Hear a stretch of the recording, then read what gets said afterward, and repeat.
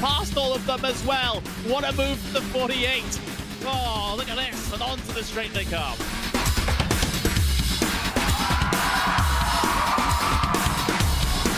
Brilliant move there from the number 40 to make it through. That left-hander sliding up the inside, going up now over Hawthorne Hill, down Pilgrim's Drop, and it's brilliant stuff here at Brands Hatch.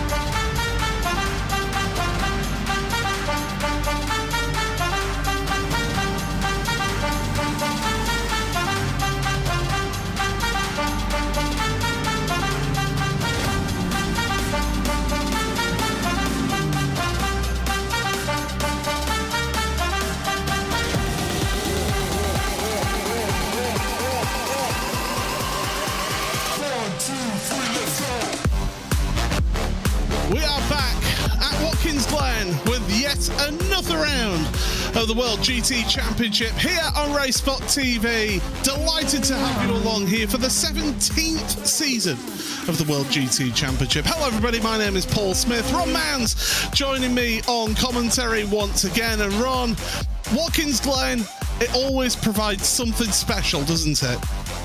You know, I may be a little bit biased since I'm American, but Watkins Glen is one of the best racetracks in the world as far as I'm concerned. Hosted Formula One many moons ago, still hosts IMSA and NASCAR every single year. Watkins Glen is a wonderful motorsports facility and one of the most beautiful and most scenic parts of America as well. Watkins Glen, a wonderful track, and also just puts on some brilliant racing as well. So for these two races we have coming up, I am really looking forward to it.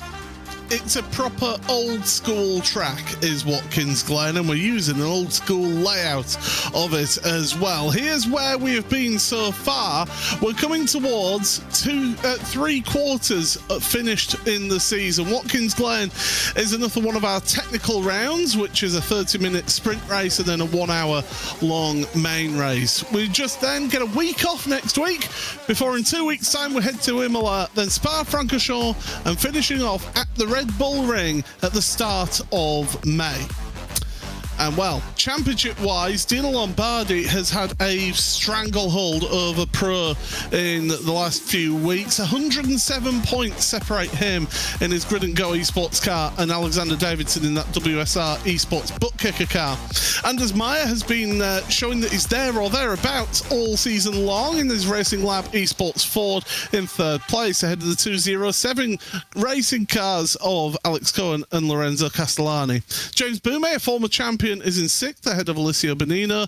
Ross McFarlane, who's no longer taking part in the championship, he's down to eighth now, with Eric Rousseff and Adam State looking to move ahead of him.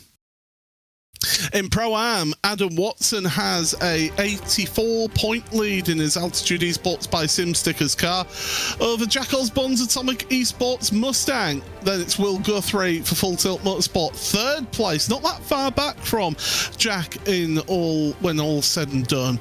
Then Richard Simner, Joe Newman, Paul Webster ahead of Taylor Lane, Alessandro Toccio, Jonathan Walker and Dan Blackwell rounding out your top 10 in Pro-Am. In AM, it's Aidan Carter, who has got a comfortable 237-point lead in his Zonid Racing car over Dan McCauley's Series 1 racing machine.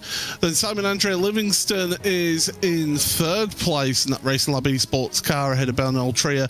Tom Stanley, Ben Gregory, Jack London, Jesse Payne Wilkins, Adam Hedgecock and Yaman Pruis rounding out the top 10 in AM. Your Pro Teams Championship, there's 11 teams in that. Here's the top 10, and it's 116 points ahead of WSR Esports. Buttkicker are ahead of 07 Racing. WSR Esport Next Level Racing, should I say, are in third place ahead of Racing Labs Esports Ford. Altitude Esports by SimStickers, Altitude 3M Esports, then Atomic Esports, Full Tilt Motorsport, WSR Esports Abruzzi, and Solpec Precision Racing rounding out the top 10. There are 9 AM teams here in the AM Teams Championship, and it's just 102 points separating the Prestado Nomad team and Series 1 Racing.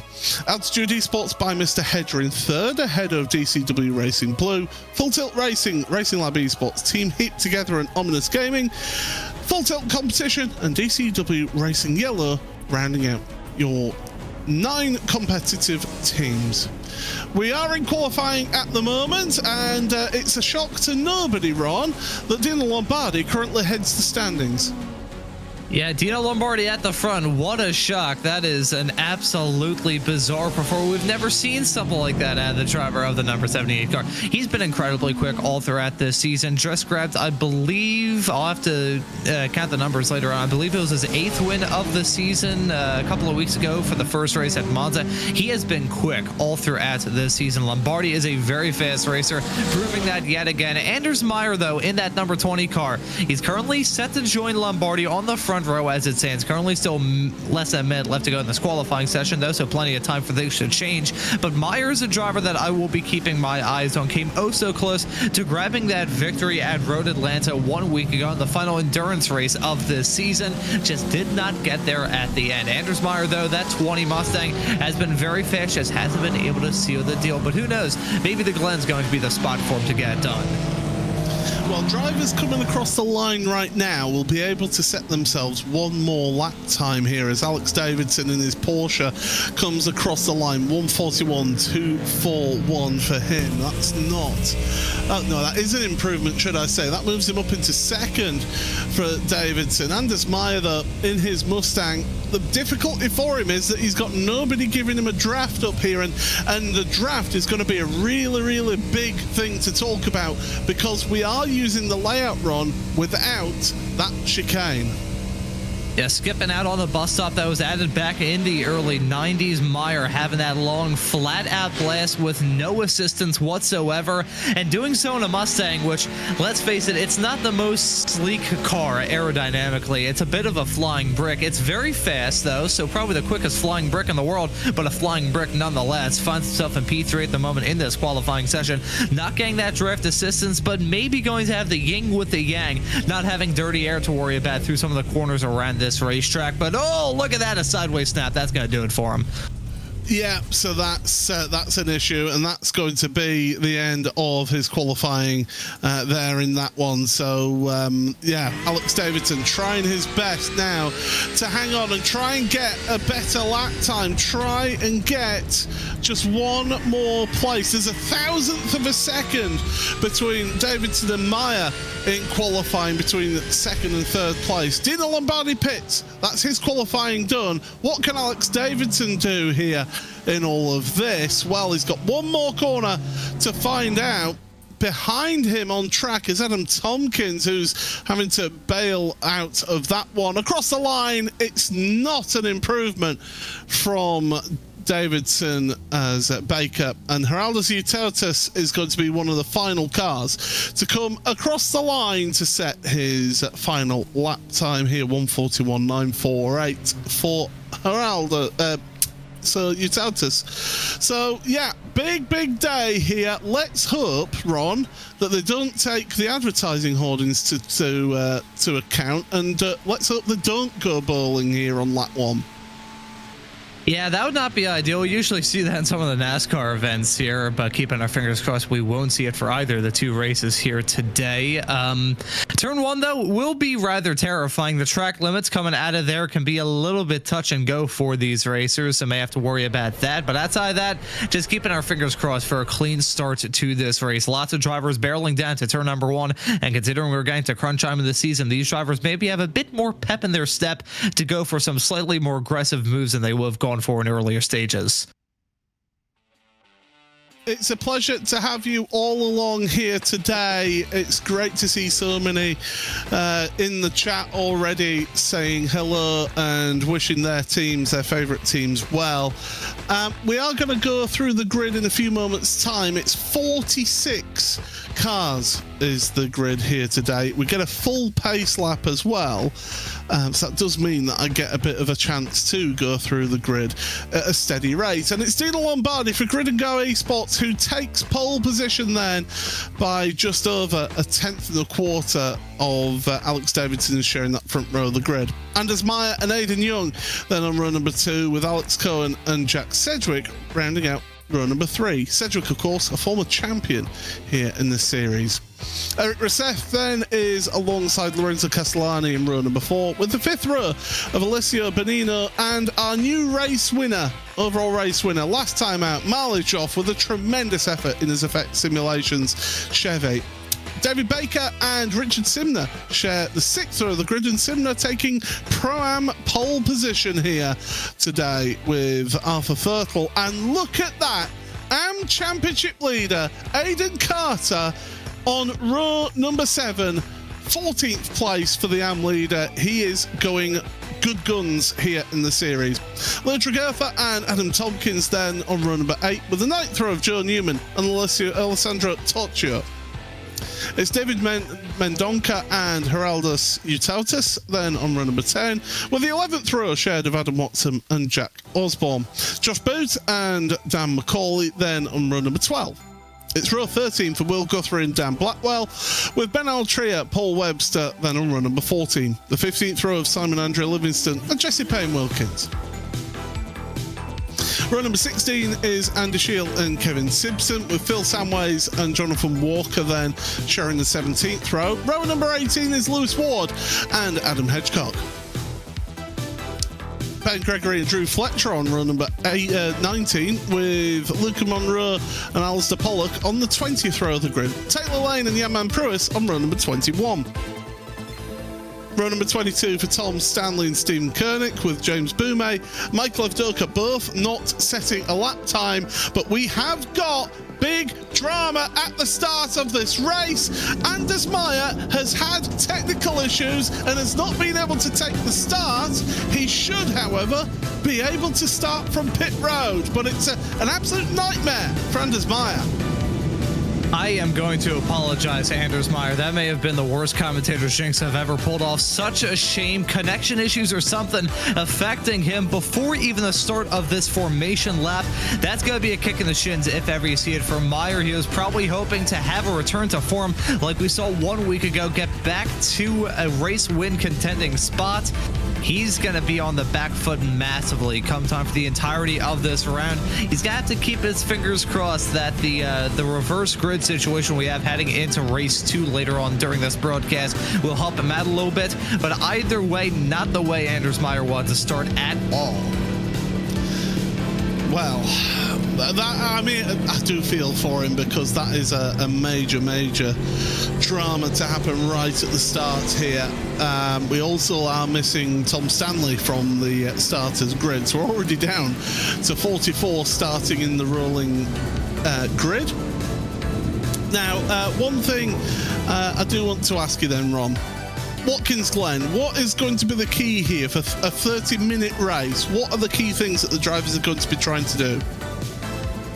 If I were one of these drivers, my main goal heading off through this race was just to try and survive. It's an old school track, so it's got some old school challenge, but one thing it certainly lacks outside of really nothing that really lacks, it lacks any sort of major runoff area. You look through the corners around here, and there's only a couple of points on this racetrack where you have any sort of measurable amount of runoff area. Really, it's just limited to turn 1, little bit of runoff area on the outside of turn 5, then through the likes of turn 8 and 9. Turn 9, which is always the other corner that haunts my nightmares whenever I think of driving around here. But just the main goal that these drivers should have in this 30-minute long race is just to survive. To finish first you have to finish. I've read that in a fortune cookie before, and I think these drivers really need to keep that true to themselves. Just have it stapled on the steering wheel or something. They certainly do, as we get ourselves set then. So just 3 more corners behind the BMW safety car here today, the BMW M2 safety car. And while it's Acura, Porsche, it would have been Mustang on row number 2, but it's not. Instead, it's Acura with a Chevy. Plenty of Acuras at the front of the field here at Watkins Glen, where speed is going to be a big talking factor. Right, we're all set then for this race in the World GT Championship, and we're ready then for round 15 of season 17 of the World GT Championship. Green flag is in the air. We're underway, and Dino Lombardi's got going again. Oh my goodness, we've started immediately. Huge accident down the start and finish straight. Absolute carnage. We didn't even make it to the S's. That is going to be a huge one. Lots of drivers starting this race in just about the worst way they could have managed. Many wrecked race cars heading their way down that start-finish straightaway. All that chaos broke out before the pace car could even reach the end of pit lane. At the front of the field, it's fine, but they may have a restart to deal with. Yeah, it was a complete blockage, was that, down the start and finish straight. The safety car will pick up the leaders into this one, but I can see 2 cars with mechanical warning flags. Simon Andre Livingston, Josh Boot is another one. You've got drivers who've taken tours back to the pit lane. Heraldus Utautas. Arthur Fertel, I think, was the one that started all of that. Leo Tregurtha as well in pit road. Good news is Anders Meyer did make it out of pit road before the safety car has been called, but yeah, that was absolute madness to say that they were going in a straight line, Ron. Yeah, I gotta say, honestly, Paul, we've had a very good record up to this point in the season. Raced, what, number 16 of season 17 here from the World GT Championship. That's a first... round 15, my apologies, but the first yellow flag period that we've had. See, I'm a little dyslexic. I'll get the numbers right eventually, but I am a little bit shocked that it took us until this race to have any sort of track blockage situation, considering some of the tracks we've been to up to this point. But I mean, I mentioned it right before we grabbed the green. Surviving this race is going to be super important. Some of the drivers didn't even survive the formation lap. Well, you think we've been to Mount Panorama this season. Interlagos is always what. I mean, here's the replay, and it's just absolute carnage at the start. And the problem is, all those cars coming from behind, they're hitting the brakes, but others behind them might not be seeing the incident happening in front. Yeah, and these drivers going 3 wide right at the drop of the green flag was part of the reason why that incident took place. Oh, that's... He tried to lick the stamp and send it, but in the process of that, he got the rear tire clipped off and had a big incident. That right there was a Mustang. Not entirely sure who that was, as you can see the drivers fanning, trying to find any way to avoid that incident. Just again, the bumper cars heading down that start-finish straightaway. No runoff area to speak of. There's an incident in front of you. You got to pray. It was the RD Sim Sport car. I think it was Leo Tregurtha who had maybe got a run on Arthur Firtle, and well, we'll get a look from one of the Mustangs. This is Simon Andre Livingston further back in the field. You see, Simon's reacted. He's done the right thing, reacted, he's got off the throttle, but the problem is the cars behind can't see it and they've gone into him. Yeah, in the process of trying to avoid that, he got off the brakes, got off the gas, hit the brakes, so he was starting to load up, but in the process of that, got clipped and then just immediately got ping-ponged off. That was a round of bowling, if ever we saw it. Here we go. Kind of joking about beforehand that, yeah, this is Tregurtha's perspective. He was the one that started it, nearly ended up in the sand barrels and all of that, and I don't like that maneuver. He's got a run. He's got the run compared to Arthur Firtle, who was in front of him. But he's also got 30 minutes of racing in front of him. Yeah. It's a question of, does Arthur hold his line and Leotra goes into him? I don't know. I tell you what, the stewards are going to be busy picking that one apart, that is for sure. Because the thing is, with this series, they look very dimly to the stewards on drivers not slowing, for instance, happening in front. Yeah, kind of a seek and destroy policy when it comes to invoke a little bit of oval racing terminology. ARCA brakes, any sort of ARCA brake situation. Driver sees an incident, they still gun it, trying to avoid it and just pile straight into it. That was just an ugly incident, no matter how you slice it, no matter who you fault in all of that. It was an ugly start to this race here at the Glen. The safety car is still out, and we're just clicking into 25 minutes into, well, 25 minutes left to go in this race. 5 minutes into it already, and about, what, 100 feet done under green? Yeah, if that. Some cars didn't even make it to the start line. You know, well, that all happened in front of the start line. That's the thing. So they hadn't even made it to the green flag when the initial contact was happening. So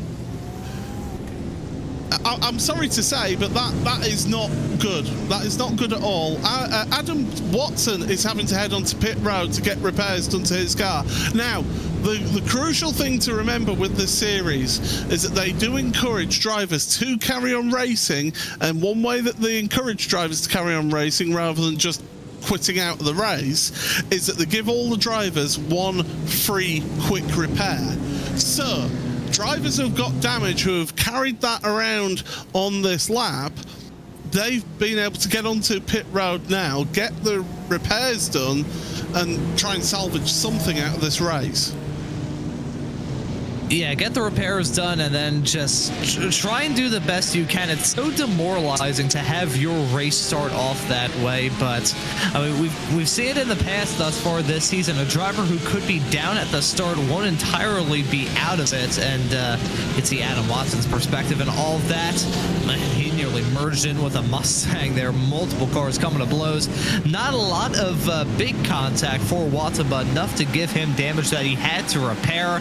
That's another thing to raise about these GT3 cars. They are tough, but they do have their limits. There you can see him merging in with that Mustang, hanging down that start-finish straightaway. So, not the best way to start this race, being merged with another car. Yeah, absolutely not. Right, so drivers who have been on pit road: Jesse Payne-Wilkins, Josh Boot, Alistair Pollock, Ben Altria, Andy Shield, Phil Samways, David Mendonca, Adam Watson, Drew Fletcher, Taylor Lane, Jonathan Walker, Simon Andrea Livingston, and Arthur Firtle. Drivers who have retired the car: Geraldo Sutautis, Leo Tregurtha. That's a big list. That's only 30 cars have not been on pit road. So that's what, 45 cars, so 15 cars, 16 cars have been on pit road or have retired. That is an incredibly lengthy list of drivers who have decided to come into the pits, most likely to repair the damage on their race cars. Not the way they want to start off today's race at all. And I gotta say, honestly, Paul, very happy that we're in the commentary booth instead of being forced with the unfortunate responsibility of repairing some of these cars. iRacing being very good, giving the mechanics for these teams their healthy dosage of Red Bull to be able to repair them and get them back into the race. Let us reset where we are then. So Dino Lombardi, there's no change there for him. He's in the lead. Alex Cohen, what a start from him. Up to second place before the yellow flag got called out. Alex Davidson down to third ahead of Aidan Young. Then it's Jack Sedgwick, Eric Rousseff, Alessio Bonino, Lorenzo Castellani. Your top pro-am is Richard Simner in 11th. Your top am is still Aidan Carter, where he started in 14th. The BMW pace car is now going to pull off to drivers right. And this time we've got single file start here. Barney's got the green flag in hand. We're going to go racing finally here in the World GT round number 15. Green flag in the air, and already we've got some moves being made down the order, but at least they've got a bit of space out there on track as they head into the 90. And still hoping to have a clean start to this race, clean restart to this race, I should say, heading their way off through the S's right now up the hill. They won't have to worry about having to single file themselves off heading into the bus stop chicane. However, heading off into the outer loop, that's not going to be a real easy test for these drivers as well. Hang down that back straightaway. This is going to be where the game of leapfrog happens. As we head into the carousel, and we're going too wide further down in the order. Malijoff ahead of Richard Simner. Meanwhile, Alexander Davidson's trying his best to go in the inside, but that outside line's really dodgy, and Aidan Young takes advantage, moves forward. Oh, Alex Davidson's been rude with Jack Sedgwick and all of that. My goodness, this is really aggressive racing, because effectively the race has been cut by a third, hasn't it?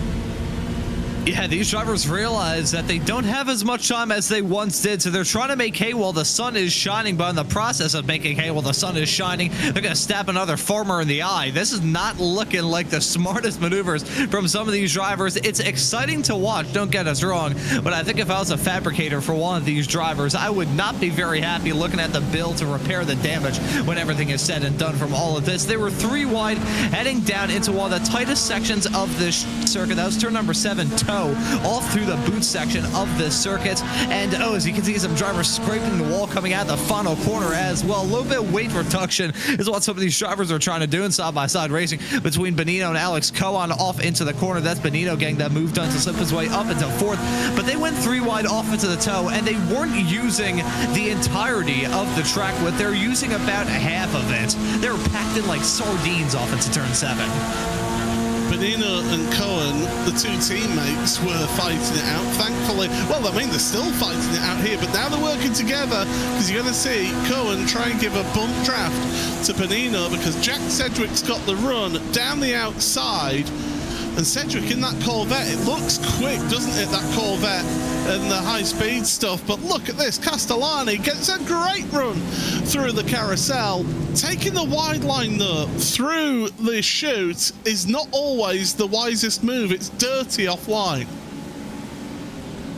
Yeah, there's certain parts of this racetrack where you just should not tempt fate. Many sections of this racetrack were really where you should not go for an overtake. Just because you should doesn't mean these drivers won't go for a move, though. They are going to be risking it for the biscuit between now and the drop of the checkered flag. Still have 18 and a half minutes left to go in this race, and these drivers are continuing to battle as hard as they possibly can. They were 3 wide in that small, low, flat-out blast between toe and heel in the boot section. These drivers just aren't going to quit, are they? So, as we go through to finish another lap, that's lap number 5 for the drivers. Start of lap number 6 then. So Dino Lombardi's making a breakaway at the front. He's got a 1.45 second lead over Aidan Young, who's in a great second place for Aidan here in the 2 Acuras at the front. Alex Davidson, he would have been hoping to have been challenging Dino Lombardi at the front of the field with his Porsche, because remember, those two are the closest in the championship. Looking down the order, Anders Meyer, bearing in mind it started on pit road as Cedric's trying once again with the 07 car. I wonder if Cohen's got some damage there, because he seems a little bit slower down the straight, and well, Cedric goes through around the outside into the carousel. But yes, as I was saying, Anders Meyer, remember, started on pit road after connection issues right at the start of the race, means that he's up to 23rd from being at the very back of the field. Not bad going so far. Yeah, not too shabby at all for Meyer. I wonder how the rest of this race is going to shake out for him. Haven't hit the halfway mark just yet. 17 minutes on the clock. Still a decent chunk of this race left to go. So we're going to have to wait and see what Meyer can do. But that is a very striking performance from him. Certainly showed some pace. As look at Dan McCauley trying to get moved on around the outside. That's not going to work. That was very aggressive there, and that's just allowed the Altitude Esports, Altitude 3M Esports car to go through. So James Boumé, who's up 27 places. I tell you what, those that started at the back of the field of Boumé and of Doka, they have been making big moves. There was tyre smoke. And there's an Atomic Esports car around. It's Jack Osborne. Osborne, the driver who's second placed in Pro-Am. He's had major issues. He's heading on to pit road. Well, it's been drama for the two Pro-Am championship leaders in this first race of the day. Well, considering the drama we had, not even at the drop of the green flag, right before then, I feel like these drivers are really getting taught the lesson of how unforgiving this place can be. Here's a moment for Osborne, heading his way off into the corner. He lost it, hit the inside wall as well. That's going to put some pretty big damage on the front end of that number 91 Mustang. Let's take a look at another replay of this time running on board with Osborne. Heads his way off through the corner, not so bad through there. Oh, he lost it on the exit curb. That's what happened. Bang, into that inside wall. Did not get hit by anybody else, which is a lucky call from himself and everybody else behind him. But either way, that's going to be a kick in the shins regardless. Oh, car around. That's Marley Joff, the Effect Simulations driver. Your race winner from last week. He's off at the chute. So even more drama. Just when you think this race can't give us any more drama, it delivers. Well, let's just have a look at things, because it's oh dear. Now that was he pushed? It didn't look stable into the corner, did it? Yeah, no, it did not. Let's take a look at it here, heading off into the section. No, he did not get tapped. He just lost it heading through there. That section heading down into the chute. So tricky to try and get right as turn number 6 around here. You're going downhill, carrying a lot of speed, and your tires are also not very much so your friend after the corner that precedes it, heading all through the carousel. So trying to get woed up in that downhill section, which is a little bit off camber at certain points as well. Not a very easy ask of these race cars, and unfortunately we just saw that proven a couple of moments ago with your race winner 1 week ago, as we follow James Boumé leading a small little train at 14th. Yeah, so Boumé's been moving his way through the field. He was helped by all that drama at the start of the race as we go through. Alex Davidson has moved ahead in second, by the way, of Aidan Young, as we're on board, looking to the inside, gets the job done. And so that means that the driver behind Boumé, Will Guthrie, moves ahead of Dan Blackwell for position, and Blackwell's going to come under intense pressure from Alessandro Torchio now. Yeah, I think I said this earlier on. Are these drivers ever going to give up? No, they probably will not. Down the inside, off into the corner. That's some risky stuff, trying to get a move done off into turn 7. Got done, though. Very successful, very aggressive, and hey, he got the move done at the end of the day. The side-by-side racing still got to flare up down in through the boot section. This section of the racetrack, it's the version that NASCAR doesn't run on. Pretty much every other single racing series runs through there, though. It's an absolutely brilliant section of racetrack, but it's also the one that I feel like is going to catch out the most drivers all throughout this race. Very tough corners through there. Yeah, I mean, especially turn 9 coming back onto the cut layout. The car, it doesn't matter what car you ever drive around here, you always end up understeering and running wide. And his shield getting side-to-side contact with a full tilt machine, and that's just very close to getting wiped out by an innocent bystander and all of that. But yeah, it's especially turn 9, I think, is a tricky corner because you do just want to understeer through that corner. Now, you're seeing Richard Simner attacking Adam Tompkins. Tompkins going to the inside, defending that line as we go into the carousel. And you can see right there where the old track rejoins where the bus stop comes back on. There's a nasty bump there, and that's right about where you're going to be hitting the brakes as well. Yeah, heading through that braking zone back in the days when that was the only version of the track before they added in what's called the bus stop. It's technically called the inner loop. Regardless of what you want to call it, the chicane at the end of the back straightaway. That section was always so treacherous for drivers. Didn't matter whether it was NASCAR, didn't matter whether it was IMSA, Formula One, did not matter what car you enter that section in. It was always terrifying. And in iRacing, if you ever run on this version of the track on the iRacing platform, you can feel that bump heading off through there, and it's not a very pleasant one at that. If you're in a very fast car, you're going to be trying to whoa it up, hitting that bump, which is not going to help you out a lot in a heavy braking zone. Or even if you're just going through there at full speed, that's still going to be a hair-raising moment if ever you see one. So the bumps around here, it's an old school track, it's not smooth as glass, and that little bit of character, as much as it is very fun to master, it's also very irritating if you get screwed up by it. I think what we're seeing now, though, is James Boumé pretty much at the limit of how much further forward he can go in all of this, potentially. He's got Aiden Carter ahead, but he's right on the cusp of not being in the slipstream. And here, that slipstream is worth a lot, especially all the way up through the S's, along this back straight. And this is why we're seeing so many moves being made as Jack Sedgwick makes the move on Alessio Bonino. Meanwhile, Eric Rousseff fighting it out with Lorenzo Castellani through the carousel, down into the chute. Turn number 6 here. And it's the boot. So there, the next corner is the tour. You have the heel at turn number 8 as well. It's called that because, well, it looks like a boot on the track map. As much as, like, anatomically speaking, it's not too accurate, I think we should call turn number 9 the stub, because heading through there, it's exactly the same experience as stubbing your toe on a coffee table in your living room, at least from my experience. I feel like as bad of an iRacer as I am, I feel like my experience is not exclusive. Turn number 9, this same section of the racetrack, spinning your way back onto what is the usual NASCAR layout whenever they run around here.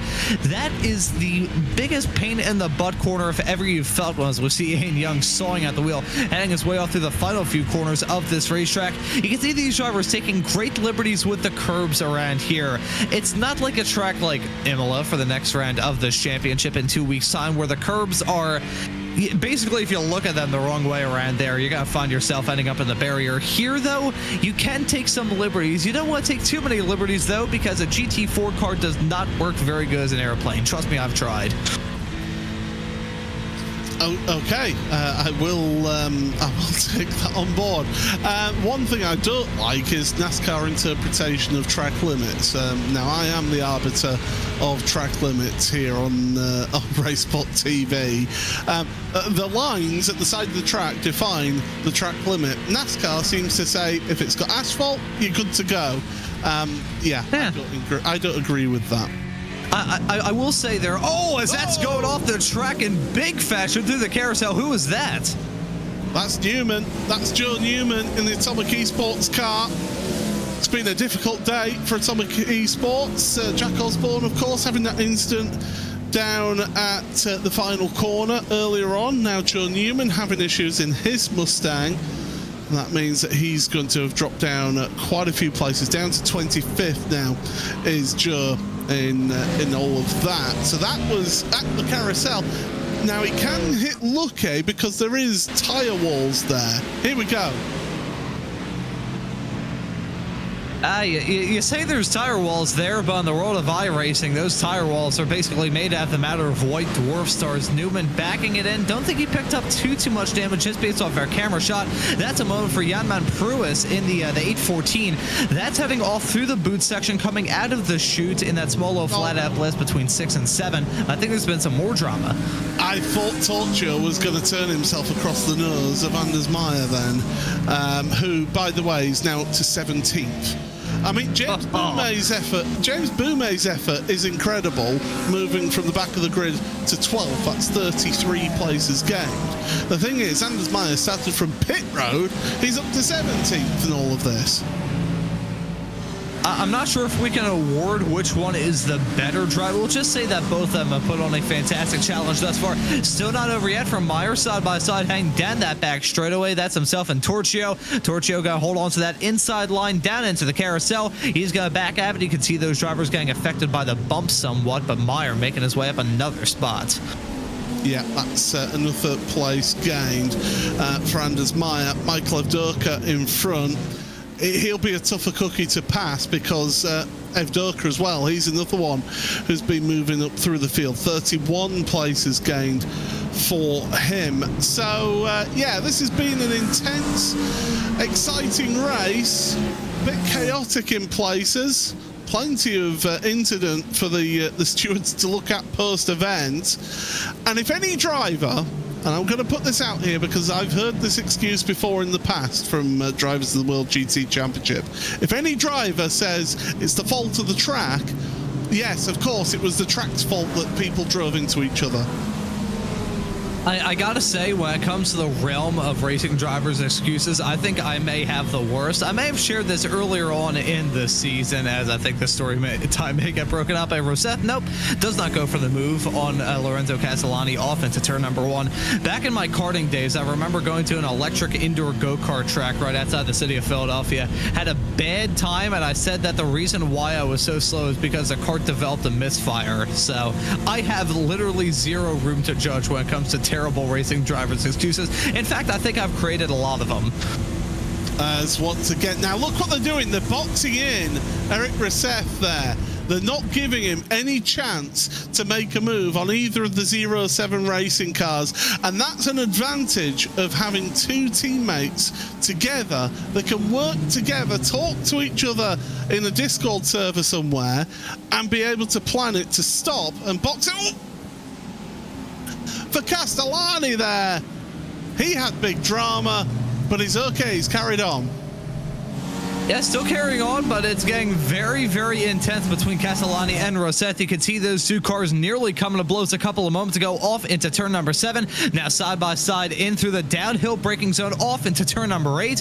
Castellani going to remain in 7th for the time being. You can see the interesting interpretation of track limits. Getting back to the point I was going to race a couple of minutes ago on the track limit discussion. At this very same racetrack, NASCAR will occasionally enforce different track limits. Back in the day, there were some drivers who would just go through the grass heading off through the bus stop and they won't get any sort of penalty. So, you know, if these drivers measure how far they go off the track in terms of kilometers, NASCAR will not know, because at the end of the day, we're all Americans. What is a kilometer?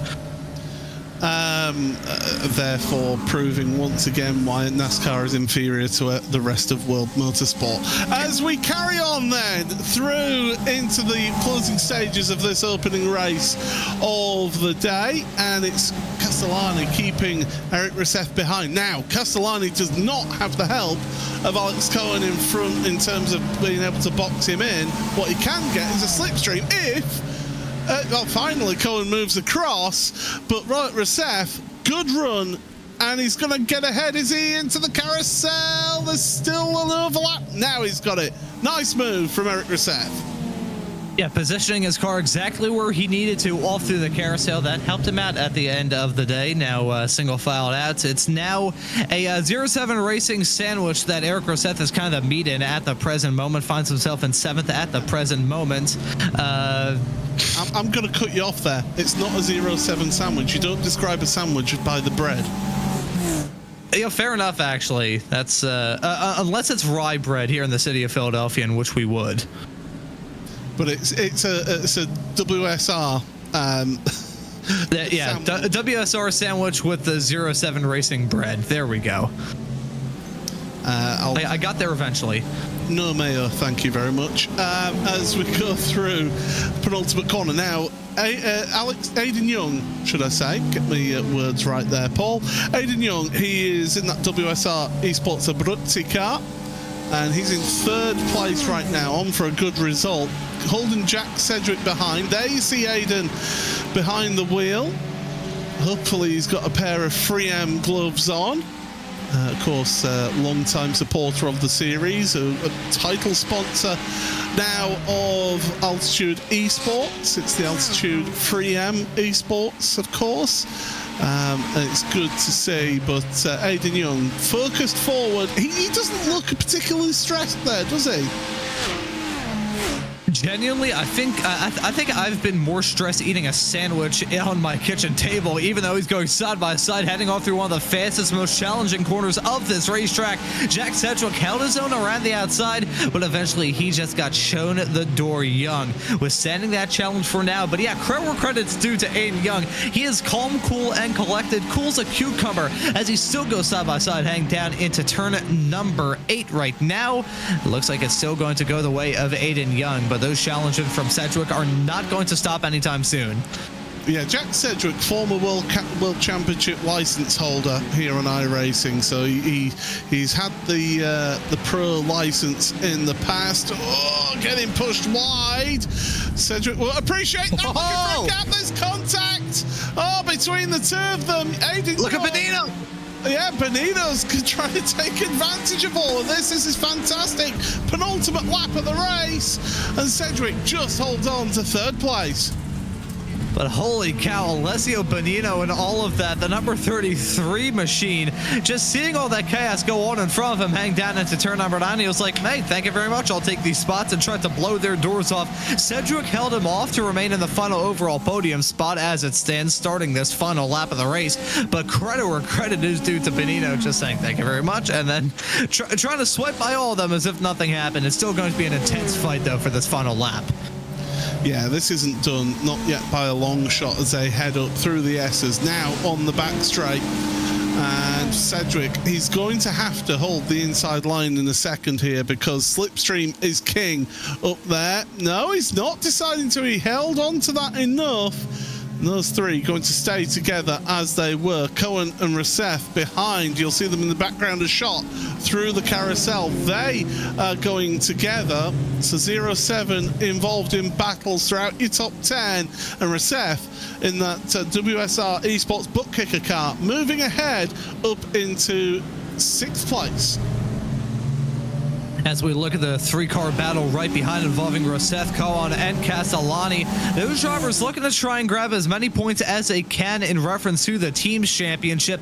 Those, it's not green, radioactive green, whatever you want to call it. I was never going to art class, you can probably tell. But those green and black Acuras have been very fast all throughout this season. But one driver has been too quick, as Lombardi, as he's on track for another win.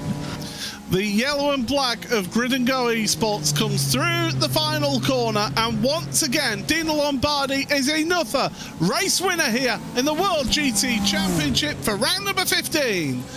Sensational result there for Dino. Never looked back from the start of this race. Alex Davidson able to fight his way up into 2nd place. Richard Simner for DCW Racing Blue takes a Pro-Am win here in this opening race of the day. And Aidan Carter for Onid Racing, yet another AM win for Aiden, and the crucial thing for him is that the next AM driver was Dan McCauley in 22nd.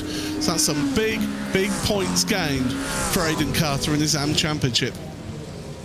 Yeah, Aiden Carter and that Corvette, they have been incredible as of recent here in the World GT Championship. That, I believe, makes it 8 wins in a row. I'm going to have to double check my notes here, but I believe that is 8 wins in a row for them, which, to show you how insane of a performance that is, Dino Lombardi, as much as we've been saying he has been the apex predator thus far this season, that was his 8th win right there in 15 races. So incredible stuff from Aiden Carter. The run they've been on as of late, truly astonishing.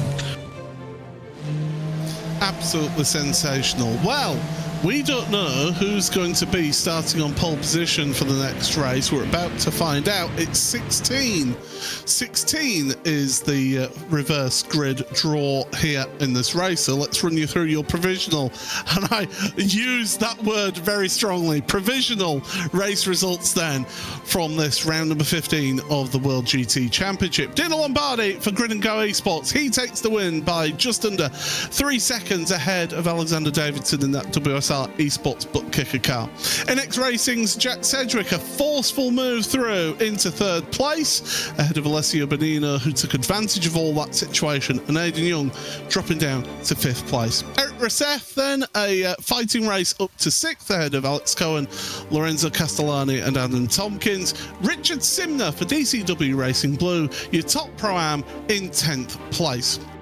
It's 11th place for James Boumet, who in the end made up 34 places in the Altitude Esports, the Altitude 3M Esports car, ahead of David Baker. Aidan Carter is your top AM driver for Onid Racing, 13th place overall. That's some big points for his AM championship. We'll go through then in 14th ahead of Michael Evdoka, Alessandro Toggio, Anders Meyer moving up to 17th after having to start from pit road. Dan Blackwell, Paul Webster and Adam Watson, good recovery drive for him to finish in 20th place. It's Lewis Ward ahead of Dan McCauley, Josh Booth and Kevin Simpson ahead of Phil Samways. Ben Gregory is able to get an AM podium in 26th ahead of Jonathan Walker. Ben Altria Marley Joff with a recovery drive after his spin down at the chute, and Jesse Payne Wilkins. And then more drivers who got caught up in the mire of everything. Adam Hedgecock, David Mendonca, Alistair Pollock, Andy Shield, Jack Osborne, who had his own issues out there, Drew Fletcher and Luca Monroe. Steve Koenig ahead of Yaman Pruitt, who we saw having a spin. One lap down was Arthur Thurtle. And then on the last page, Simon Andrea Livingston also 1 lap down. Joe Newman, Taylor Lane, Leo Trigurtha and Geraldo Ciutautas do not finish, and Tom Stanley was not able to take the race start. So there we go. That is the opening race, a 30-minute sprint race. We now reset everything with 16th place being chosen as the car on pole position for a 60-minute race. We've seen quite a few of these technical rounds now, Ron. How do you see things? It's not the biggest of reverse grids that we can have.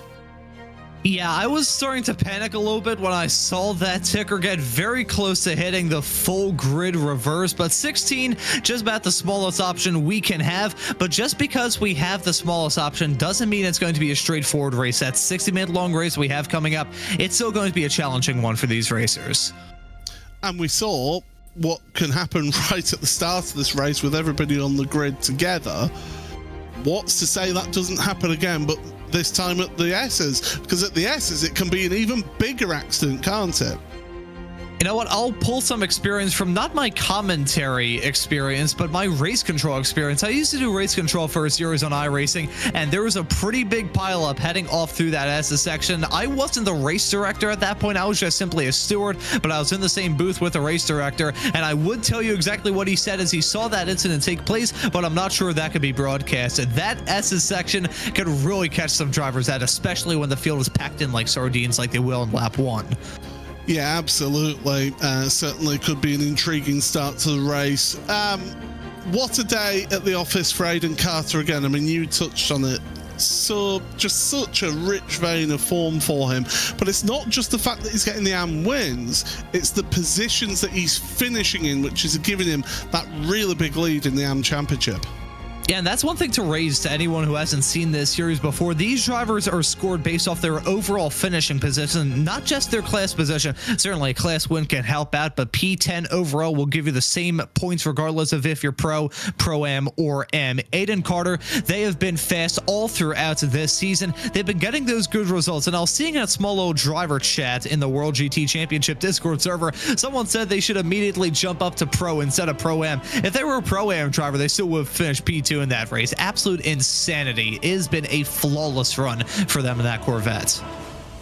Yeah, certainly incredible. And I want to say as well, Richard Simner, how good it is, because he's had such bad luck this season as Richard, to get a Pro-Am win here. Okay, he's 4th in the championship right now, but that'll be a big boost for him in that Pro-Am championship.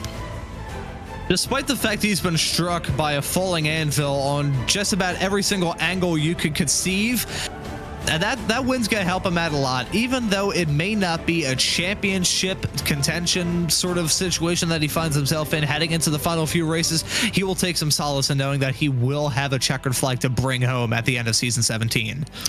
Yeah, absolutely. So what people do need to get to look forward to next is a 1 hour race. There's going to be one pit stop happens in that race because we do limit the fuel cell. So an element of strategy comes into play, and if you're one of those drivers who finished at the front of this race, it's not the end of the world if you end up having to just be patient. That's going to be a key word, patience. A warrior's greatest virtue can be his patience, and in this race that we have coming up, it is going to be super important. A matter of what, like 2 minutes ago, I was talking about the carnage that can happen on lap 1. I mean, we saw it in that first race. If you're one of those drivers like Dino Lombardi, for instance, going to start at the tail end of that switcheroo for this 1 hour long race, you still have 60 minutes of racing action in front of you. You don't have to make up a boatload of spots. There is a way back up to the front of the field. These drivers just need to keep their heads screwed on tight and make sure they don't lose sight of how far that checkered flag is off into the distance. Well, make sure you stick around, because right after these few words from the series sponsors, it is going to be round 16 of the World GT Championship. See you after these.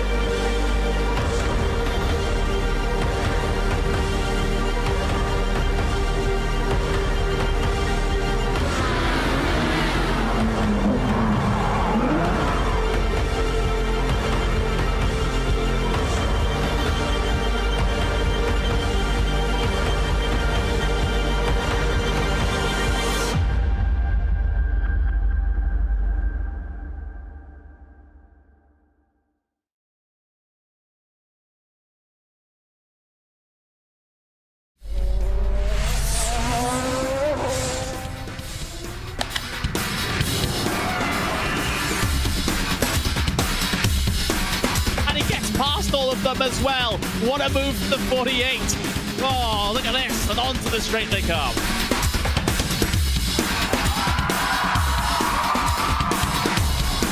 Brilliant move there from the number 40 to make it through. That left-hander sliding up the inside, going up now over Hawthorne Hill, down Pilgrim's Drop, and it's brilliant stuff here at Brands Hatch.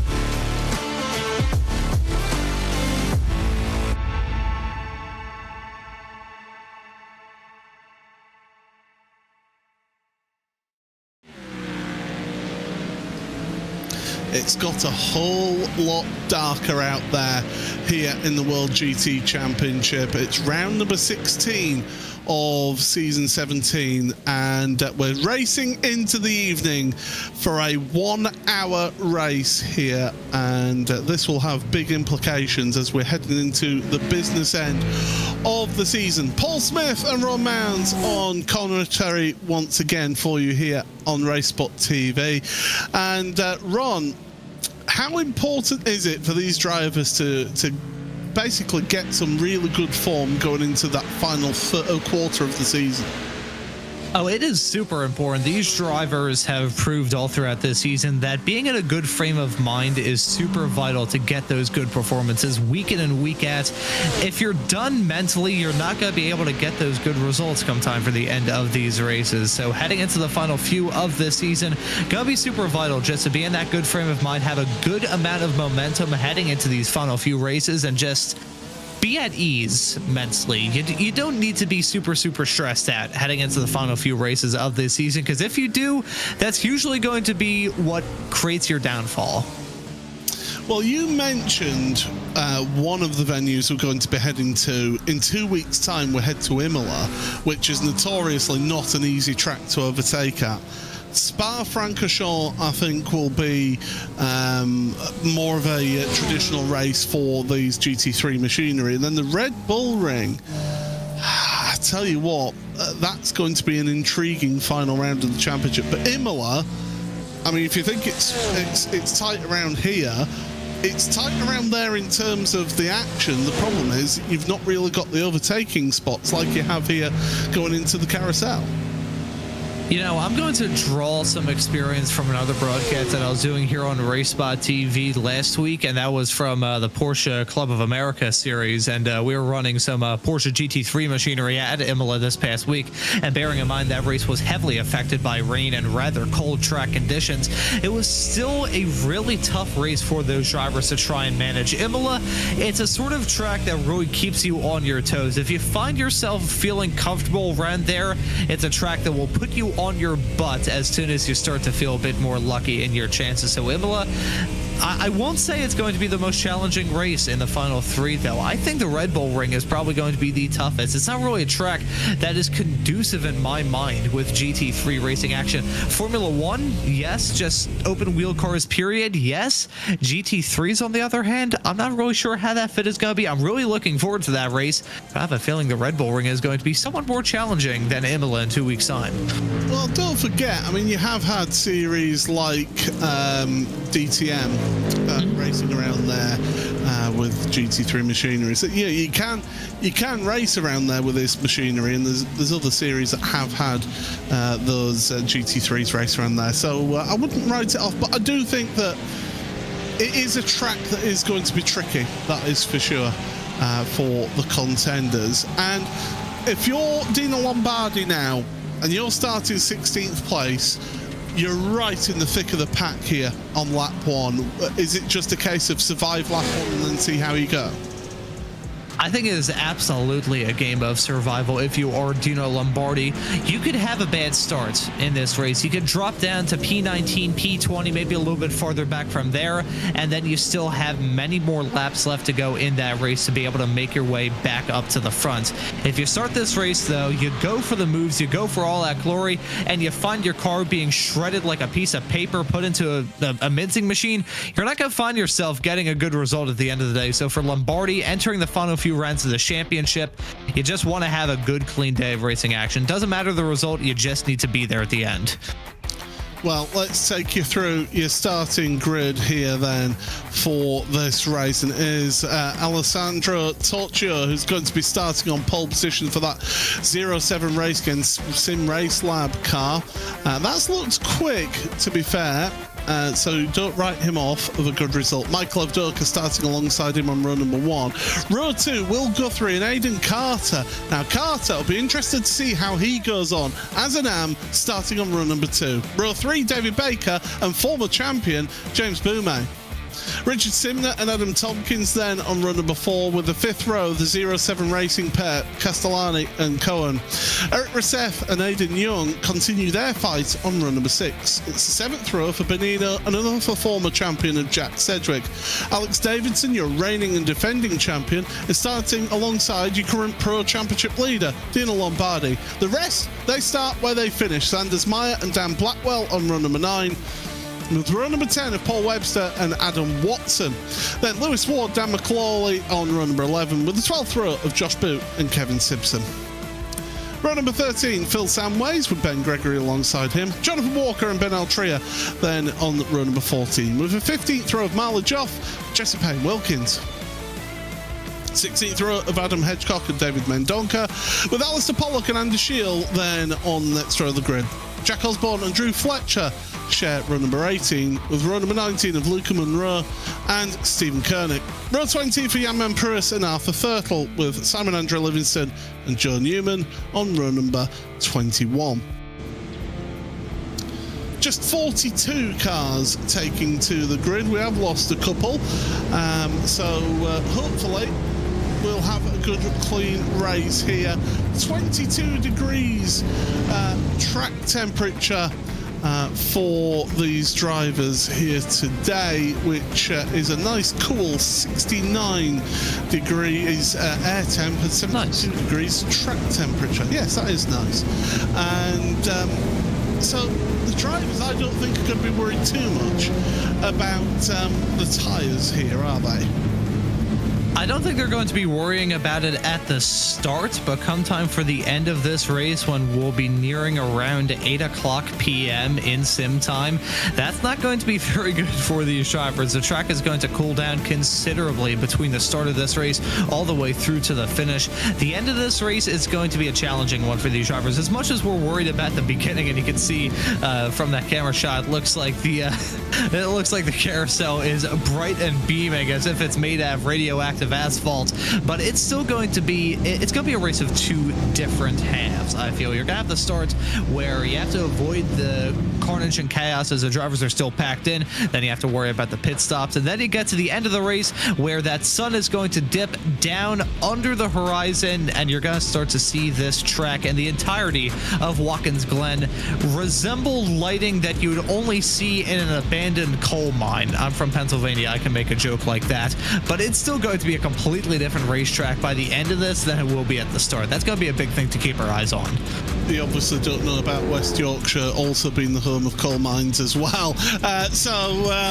Yeah, definitely it's going to be interesting to see how the drivers get on and cope with these conditions. I mean, it looks really bright now, but that's because we've got a clear patch. It's partly cloudy. When those clouds come over, that's when it gets quite dark out there.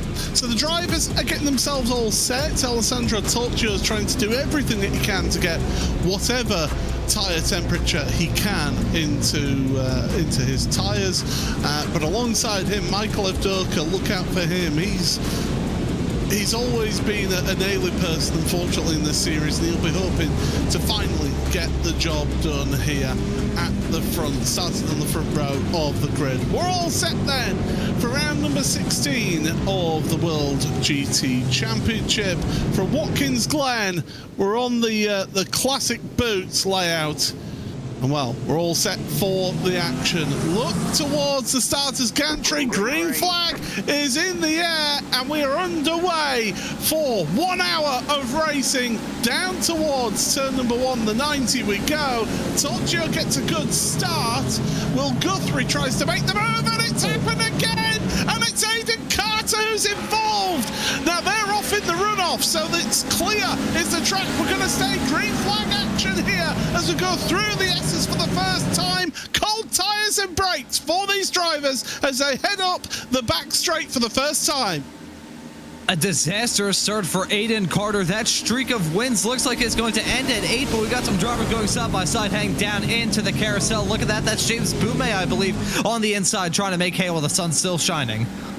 Yeah, Boumet then up into third place behind Will Guthrie and Alessandro Torchio.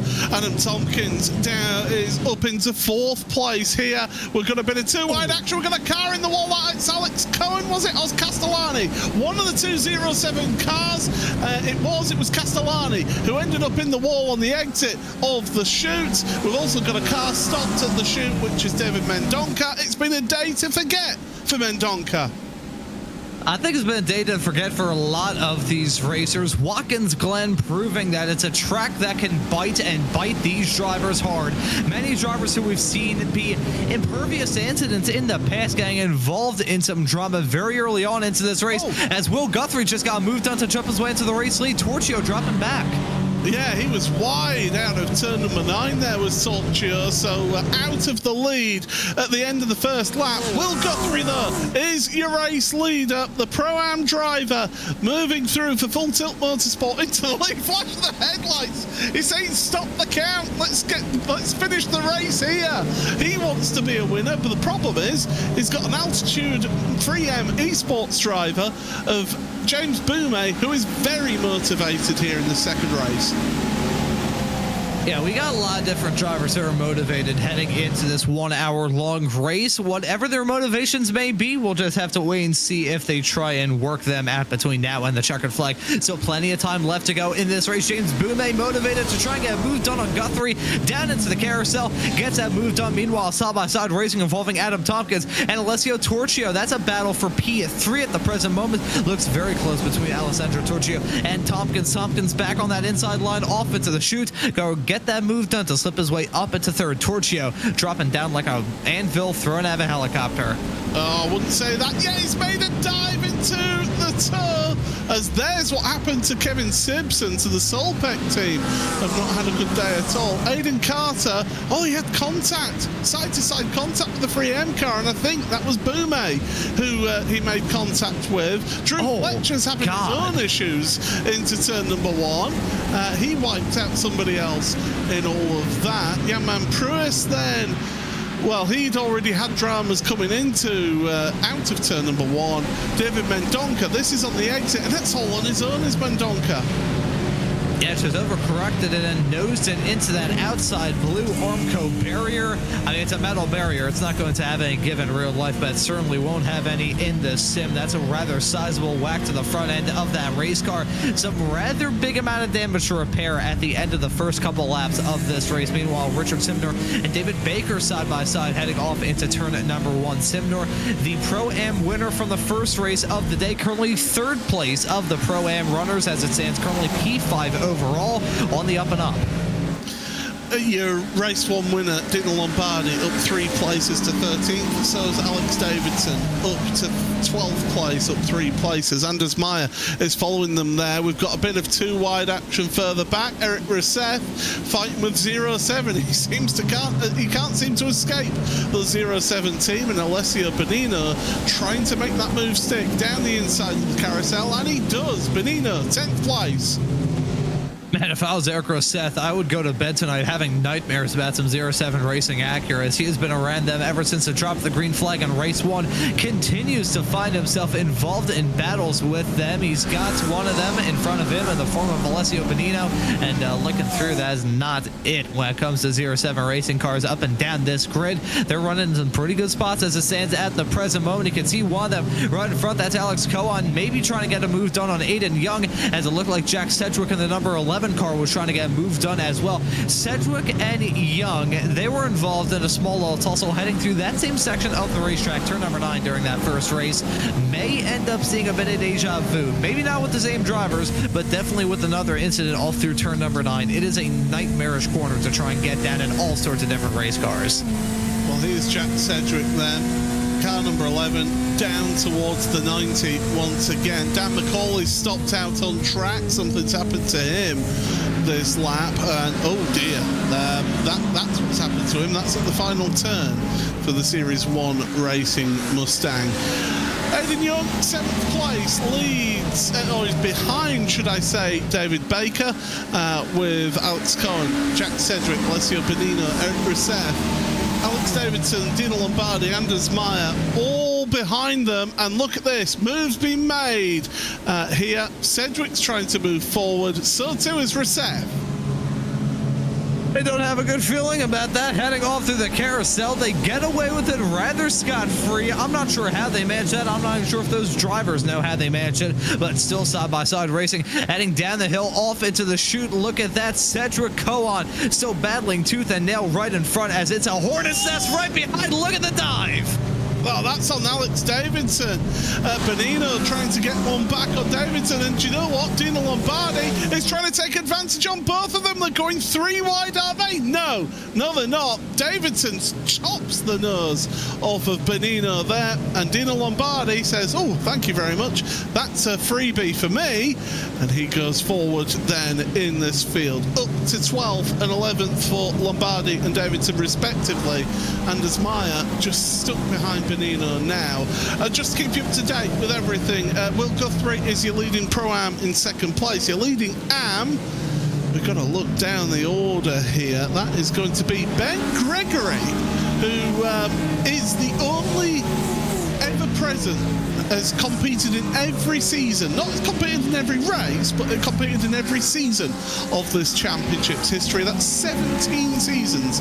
Ben Gregory is your top Am in 25th.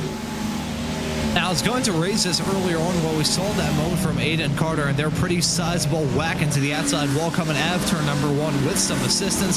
Because of all of that, their streak of 8 wins in a row in that AM category going to come to a conclusion. But for the first time in what feels like 2 months, we're going to have someone else in the AM category fight for a victory. I wonder who it's going to be at the end of this race.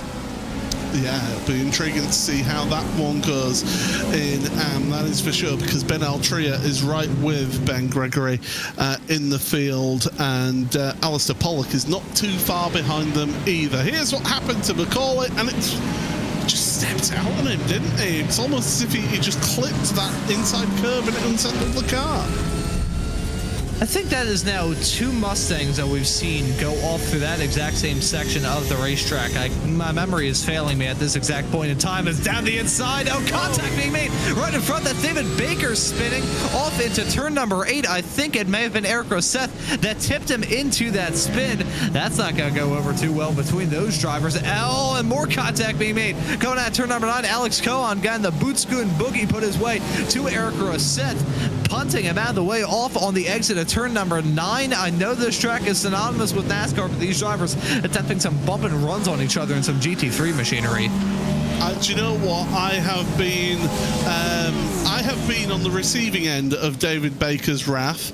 I can tell you that. He's usually a calm and collected driver, but when something happens like that to him, he will. Oh my goodness, he would not believe how he can turn that switch in his head. His steering wheel turns into a ring of fire, is what you're saying. Yes. Anders Meyer up to 10th now. He's got ahead of Cohen and Bonino. We're going to have to look back at all of that shenanigans that went on, starting with what happened to David Baker, because we didn't see. I mean, you can tell that he was pushed off the track. Here we go. Replay down the inside. Was that Jack? No, it was one of the 07 cars, wasn't it? Yeah, I think that may have been what it was. Let's take a look in a moment. You can see the dive. That just was not going to work heading down into turn number 8. It's a very inviting spot to try and go for a move, but at the same time, when it goes bad, it goes horrendously. It was Cedric. Now, he made the move on Aiden Carter. The problem is that he went a little bit too late, and David Baker was turning in. And Cedric will be the first one to hold his hand up, by the way, and say, you know, that's on me. The problem is then what happened going on. I mean, Cedric's waiting for Baker to redress that position. It is something that the stewards encourage drivers to do, is to redress the position. Cedric's now come onto pit road. I think he's taking a tour, so that's going to be Cedric's day. Done? Yep, there you go. That's what's happened to Cedric. lap, and that is going to pinning exactly what went wrong there. Either way, unfortunate starts for many drivers up and down this starting grid. It's been a hectic start though, and think of it this way, we haven't even gone into 11 minutes into this 60-minute long race. Haven't hit the quarter of the way mark, certainly haven't hit the halfway mark. It is still a long time left to go for these racers.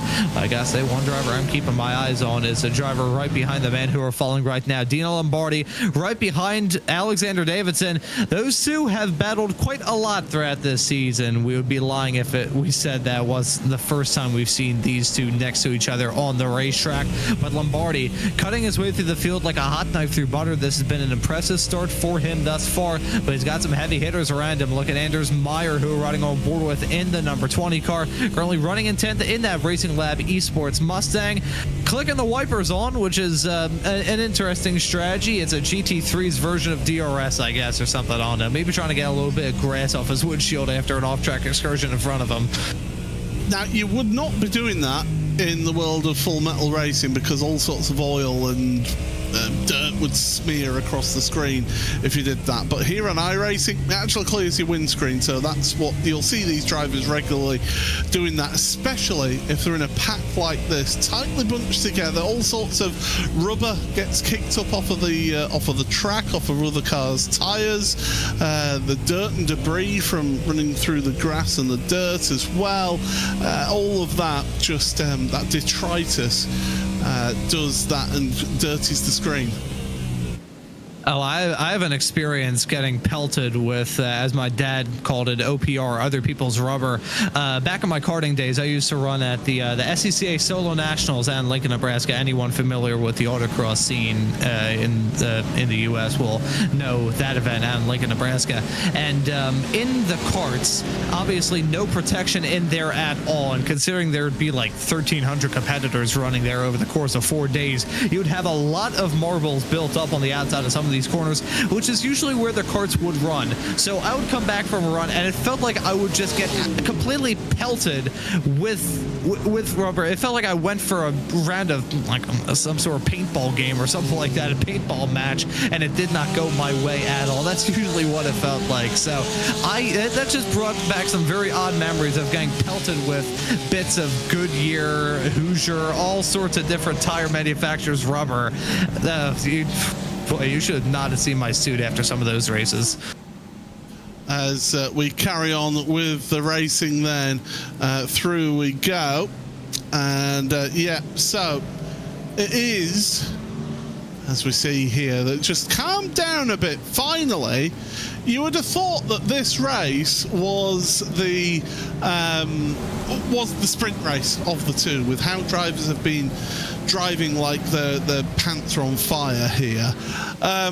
Now things have finally got into a bit of a flow, a bit of a rhythm here, but it's calmed down now. So let's just take a look at how things are. James Boumet's got a 2-second lead over Will Guthrie. Now he's finally been able to break that slipstream. Time and again, we see it at slipstream tracks where once the leader is able to get a break of that slipstream, they're able to then just seemingly pull away like there's no tomorrow. Will Guthrie, however, who is your leading pro-am in all of this, has got Adam Tompkins right on his tail. This could well be a very good day at the office for the Altitude 3M esports team.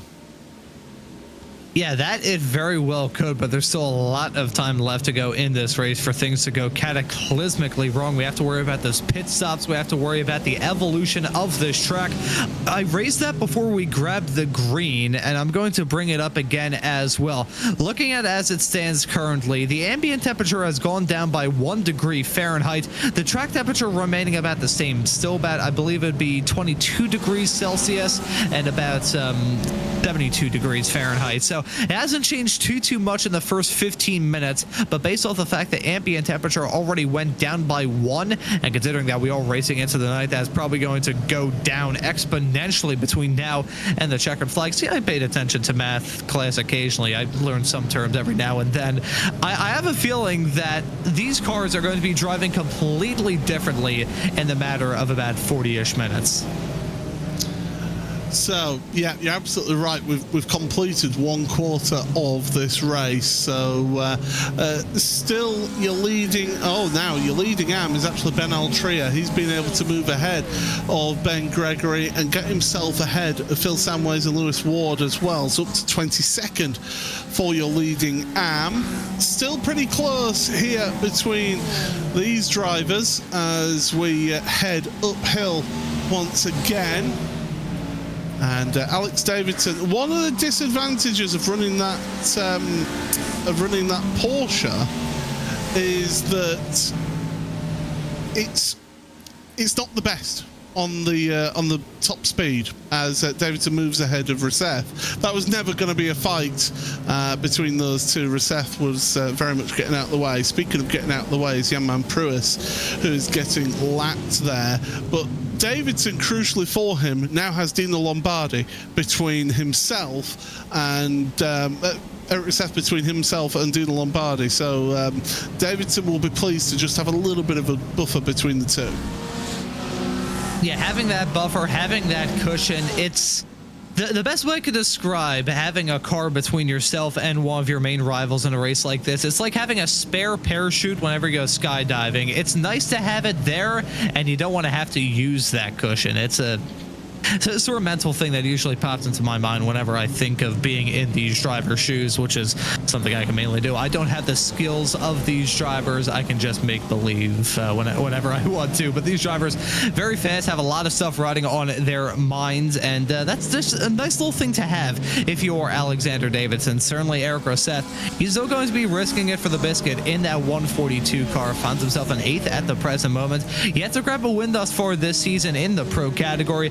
However, he has been certainly quick. This is one of the quickest performances I've seen from Rousseff as of recent. And who knows, maybe come time for the end of this race, he could be in contention for a top 5 spot and potentially even a podium spot, either overall or in class. Yeah, it could well be a podium spot indeed. Potentially. Look to the inside then. Aidan Young on Richard Simner. Simner still 3rd in Pro-Am right now.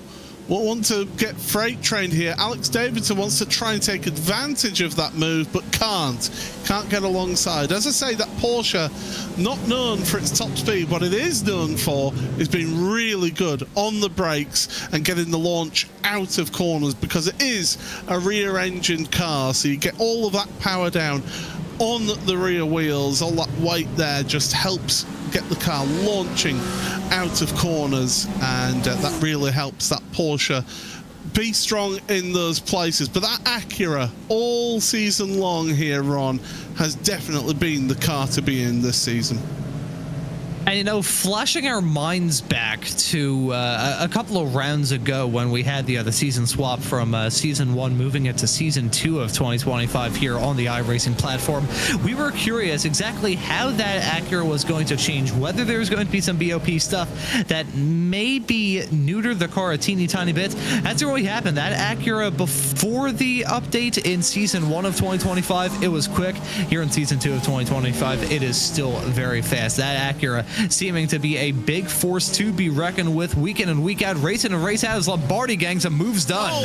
But Meyer gets contact from the 07 car, and Cohen it was that made slight contact with him, and his teammate is going to follow him through here. So Bonino trying to get the place on Anders Meyer, but Meyer going from attack to defense here. He's not giving this up. That Mustang has got a lot of grunt down the straights here. That's where the strong point is of that Mustang. It's got a lot of power, a lot of top speed grunt. Yeah, that Mustang has a very strong horse pulling it along around this racetrack as side-by-side racing down into the chute. That's some risky stuff between Richard Simnor and Alexander Davidson. Davidson running a little bit wide coming out of the corner in this small low flat app list now into turn number 7. Davidson holding off into the inside line. Simnor in that striking number 42 Mustang.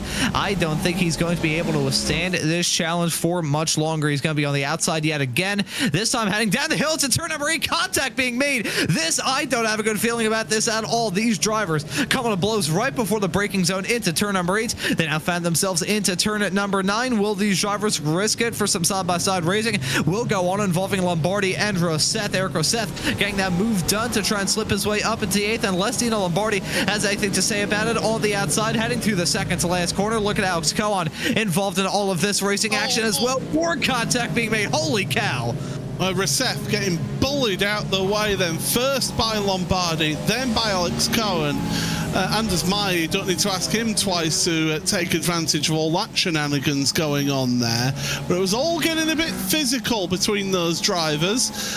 Meanwhile, Richard Simner gave a terse flash of the headlights to Alexander Davidson with all that contact heading into the heel. So it all got a little bit messy and a little bit of drivers tripping over each other there at that point, but hopefully things will calm down. Meanwhile, Adam Tompkins making a move for second place here, and the Altitude 3M esports car makes its way into second place. Will Guthrie giving a flash of the headlights himself. I don't know why I didn't see anything in that move that deserved that. I think the main reason why Will Guthrie is not very happy about that move that Adam Tompkins put on him is that now the cushion that Guthrie had back to Alessandro Torchio for the lead in Pro-Am, that's gone. Those drivers may have a side-by-side fight on their hands in the not too far off future. I wonder if William Guthrie is going to try and force this issue a little bit on Adam Tompkins. If you're this number 17 McLaren leading this race at the present moment, you're probably going to be keeping a keen eye on how it looks in your rearview mirror over the next lap, and some changes side-by-side racing now flaring up right as I set up between Alessandro Torchio and Will Guthrie. This is into the second to last quarter. Guthrie gonna drop back down to P4, and that is a change for the lead in the Pro-Am category. Well, Torchio then getting himself back in front. He started on pole position, had dropped down to 4th place at one point, but now up into 3rd place here, and that gets him up a position. Eric Roseth onto pit road. He's decided that after that bit of a bullying effort, he might have had a bit of damage or something perhaps, and thinks that now's the time to get a bit of repairs done in all of that. So drivers going along through this one, and that's something that we have got to think about, is drivers' pit stops. When do you take them? Because the thing is, if you're in a slipstream, if you're working together with somebody and in a slipstream, you don't want to pit early and lose that slipstream, because you lose so much time. You know, what we're seeing in this race here at Watkins Glen is the opposite side of the same coin. I'm going to hold off on that point in a couple of moments. Anders Meyer side by side with Alex Cohen. This heading down now into turn number 7, getting a fantastic view inside of Anders Meyer's number 20 Mustang.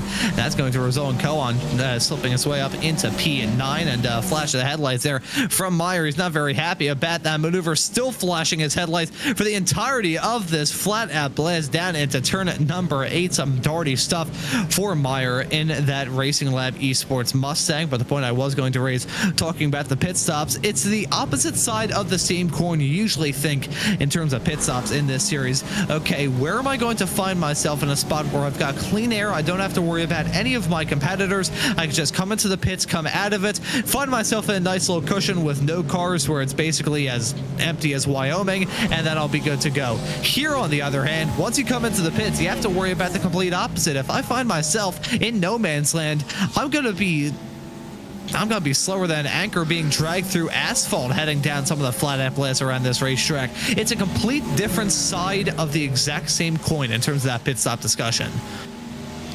Well, Cohen's made his way past Richard Simner here. Anders Meyer will be looking to make a move, and to be honest, I think Anders Meyer wants to get back Alex Cohen to... oh, here we go, 3 wide into the carousel. This is going to be asking for trouble. Richard Simner gets out of it quite wisely, because these two have got a bit of an ongoing battle between the two of them. Simner tried to cut back late on the inside in the carousel. No, not forthcoming. But now Meyer and Cohen, we saw them have side-to-side contact down here into the toe, and once again getting close between the two of them. No move being made. if I'm Simner, I just sit back and let these two self-detonate because they're getting at each other's throats here. You took the words right out of my mouth there, Paul. I will say, though, he's got a challenge on his own down the inside. That's Alessio Bonino in the 07 Racing Acura trying to get a move done on him, trying to do exactly what his teammate of Alex Cohen did not terribly long ago. That's going to be a close quarters battle. Heading off into turn number 9, nearly coming to blows and popping their way into the wall. But look at that. That's a nice move from Bonino. Does slip his way up into the top 10. But I think the point remains, regardless, if you're Richard Simnor running in a decent spot, P3 of the Pro-Am drivers at the present moment, there's no point risking it. You may as well just take it a little bit easy for now and wait. And just think in your head, these two knuckleheads may crash in front of me. I'm going to wait and then overtake them when they go off in a cloud of dust and steam. Wow, they've sorted themselves out. 34 minutes on the clock here. James Boumet has a 5.8 second lead now at the front of the field. I mentioned about how once somebody breaks the slipstream, they're able to seemingly walk away at the front. Well, that's what's happening here. Cohen and Meyer, they're still together. Meyer finally makes it ahead of Cohen. The question is, can he hold on to the place? Because it's down through this section where Cohen seems to have the edge over him. We know how late Alex can make those moves as well. But Meyer, for the time being, in that Racing Lab Esports powered by Ford, is staying ahead here for the time being. Adam Tompkins, second place overall in all of this. And then it's Torchio with Guthrie in third and fourth places, respectively. They're the top Pro-Am drivers here. Aidan Young, fifth ahead of Alex Davidson in sixth, with Lombardi, Meyer, Cohen and Bonino rounding out the top 10. I can tell you that still your top AM driver is Ben Altria in 19th place now in all of this racing. Battle for 14th going on. Paul Webster is ahead of David Baker, the recovering David Baker, and Josh Booth. Yeah, definitely a challenge for Baker to try get moving forward again in going forward in this field to try and get whatever he can out of this one as they go through the 90. Now, here's Adam Tompkins. He's not been able to break away from Alessandro Torchio or Will Guthrie, and now Aidan Young and Alex Davidson are right there with him as they go into the carousel once again. So Tompkins is dragging these drivers along here at the front of the field. And that means that Davidson at the back of that queue, he's got to ask himself now, how do I move forward? Because there, in the background of shot, Dino Lombardi is closing up on them. Lombardi's last lap, a 41.5 compared to a 41.6 from Davidson. Tompkins at the front of this queue, a 42.1 from him here. So, yeah, interesting to see what Davidson is going on. And they move through into turn number 9, the tricky turn number 9, and back on power once again. Davidson, you got to wonder, he's got the pace. He's got the pace over there. Oh, big moment over the curb there, and that will woken him up as they go on to the start and finish straight once again. And Aidan Carter in front. He'll be Davidson and Carter. They're both WSR Esports drivers. Is there going to be a move around? Is there going to be a switcheroo here on?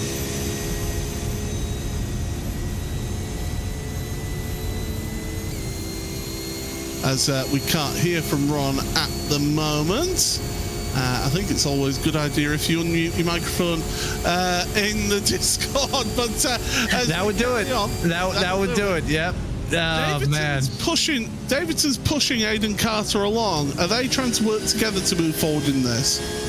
That they will, but regardless of what kind of strategy call they will go for in terms of working together or maybe working against each other, it's going to be a lot smarter than me having my Discord muted there. I was like, my microphone's working. What's going on here? Then I realized that, yep, Discord was being muted, so I apologize for that there, folks. But still, we're getting to the point where these drivers are starting to scheme and try and figure out where best to position themselves come time for the end of this race. Now officially past the halfway mark, so we're starting to have to worry about these drivers strategizing, both in terms of what they're going to do out there in the pit box and out there on the racetrack.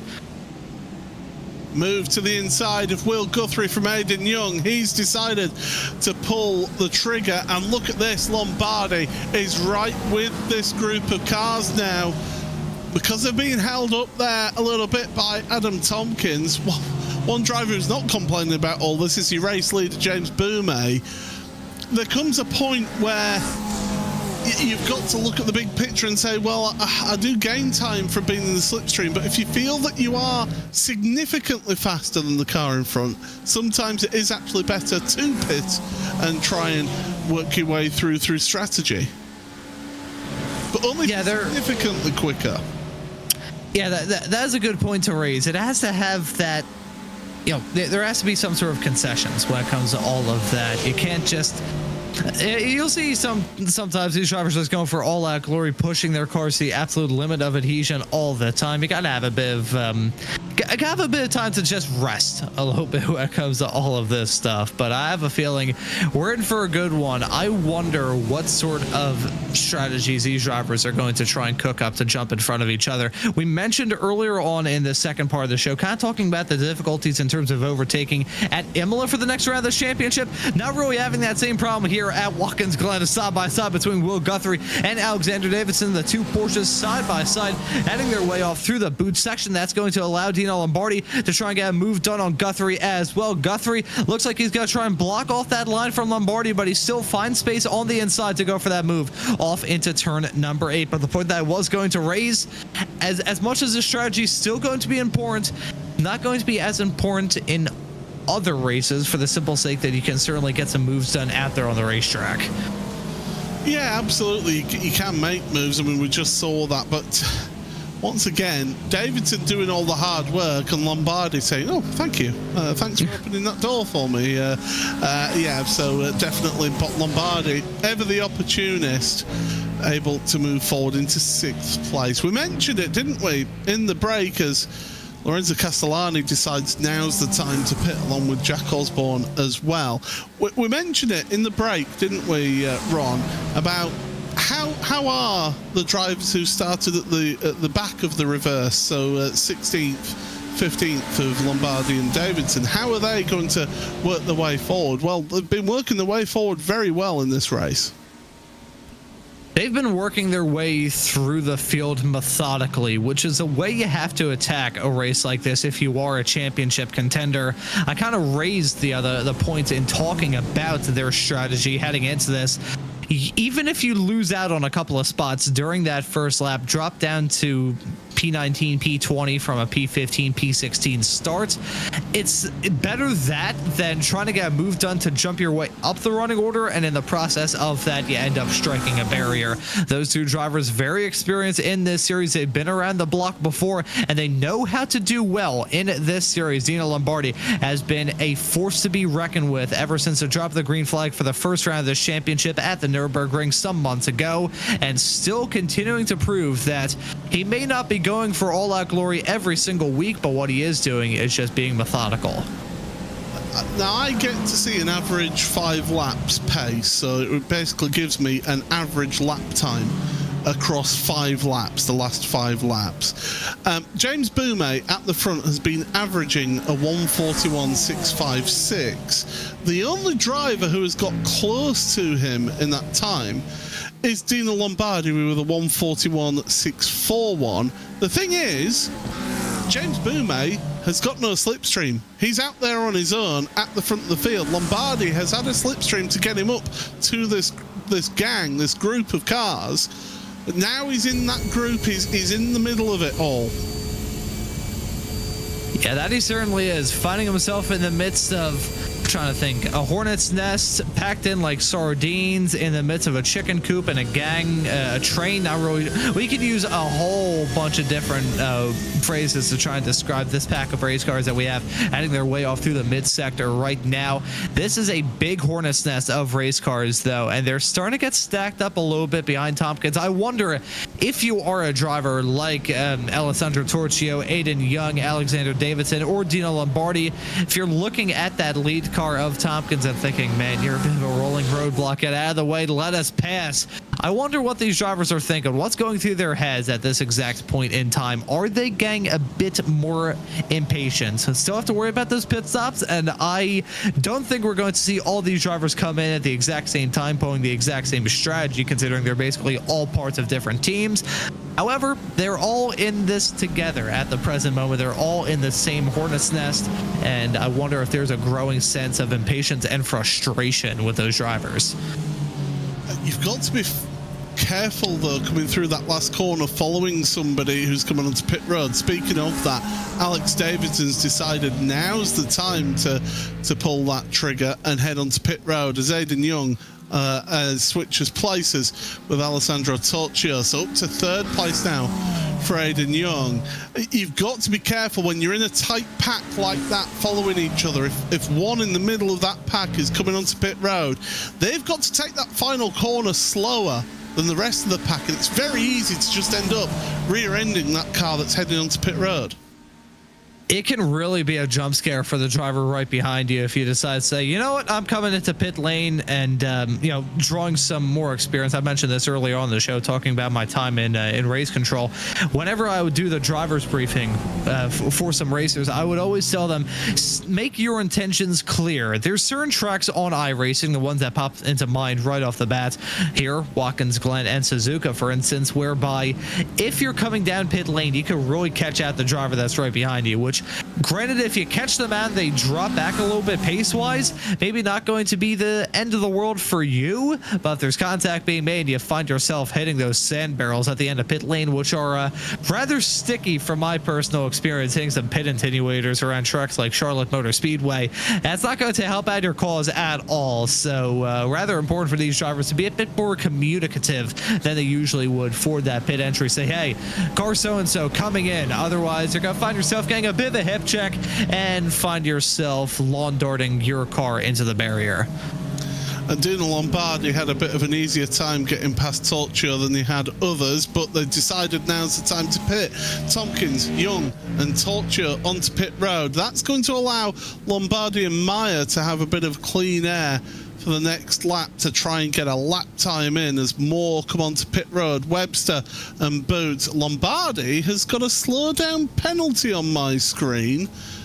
How has he done that? The way that you could do that is maybe running wide through turn number one. The runoff at turn number one, if you go too far wide, you do get yourself a slow down penalty.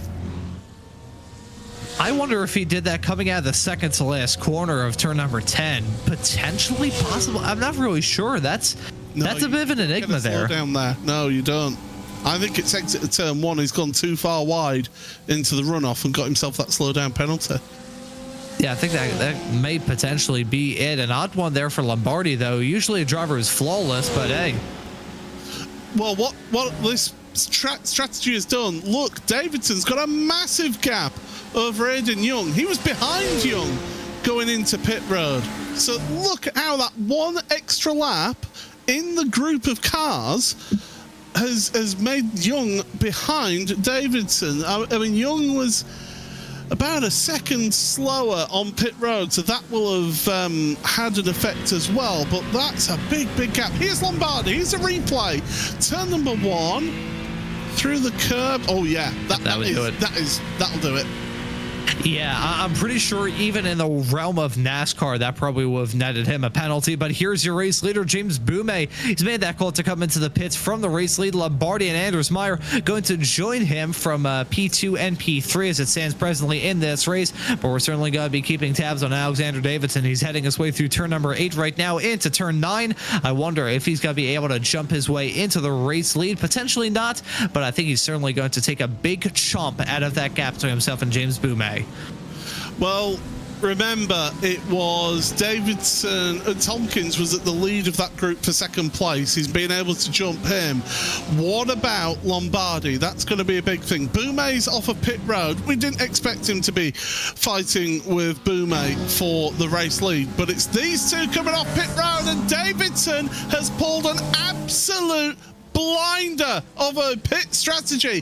That slowdown penalty wouldn't have helped Lombardi, that's for sure, but I think Davidson would have had that done even without that.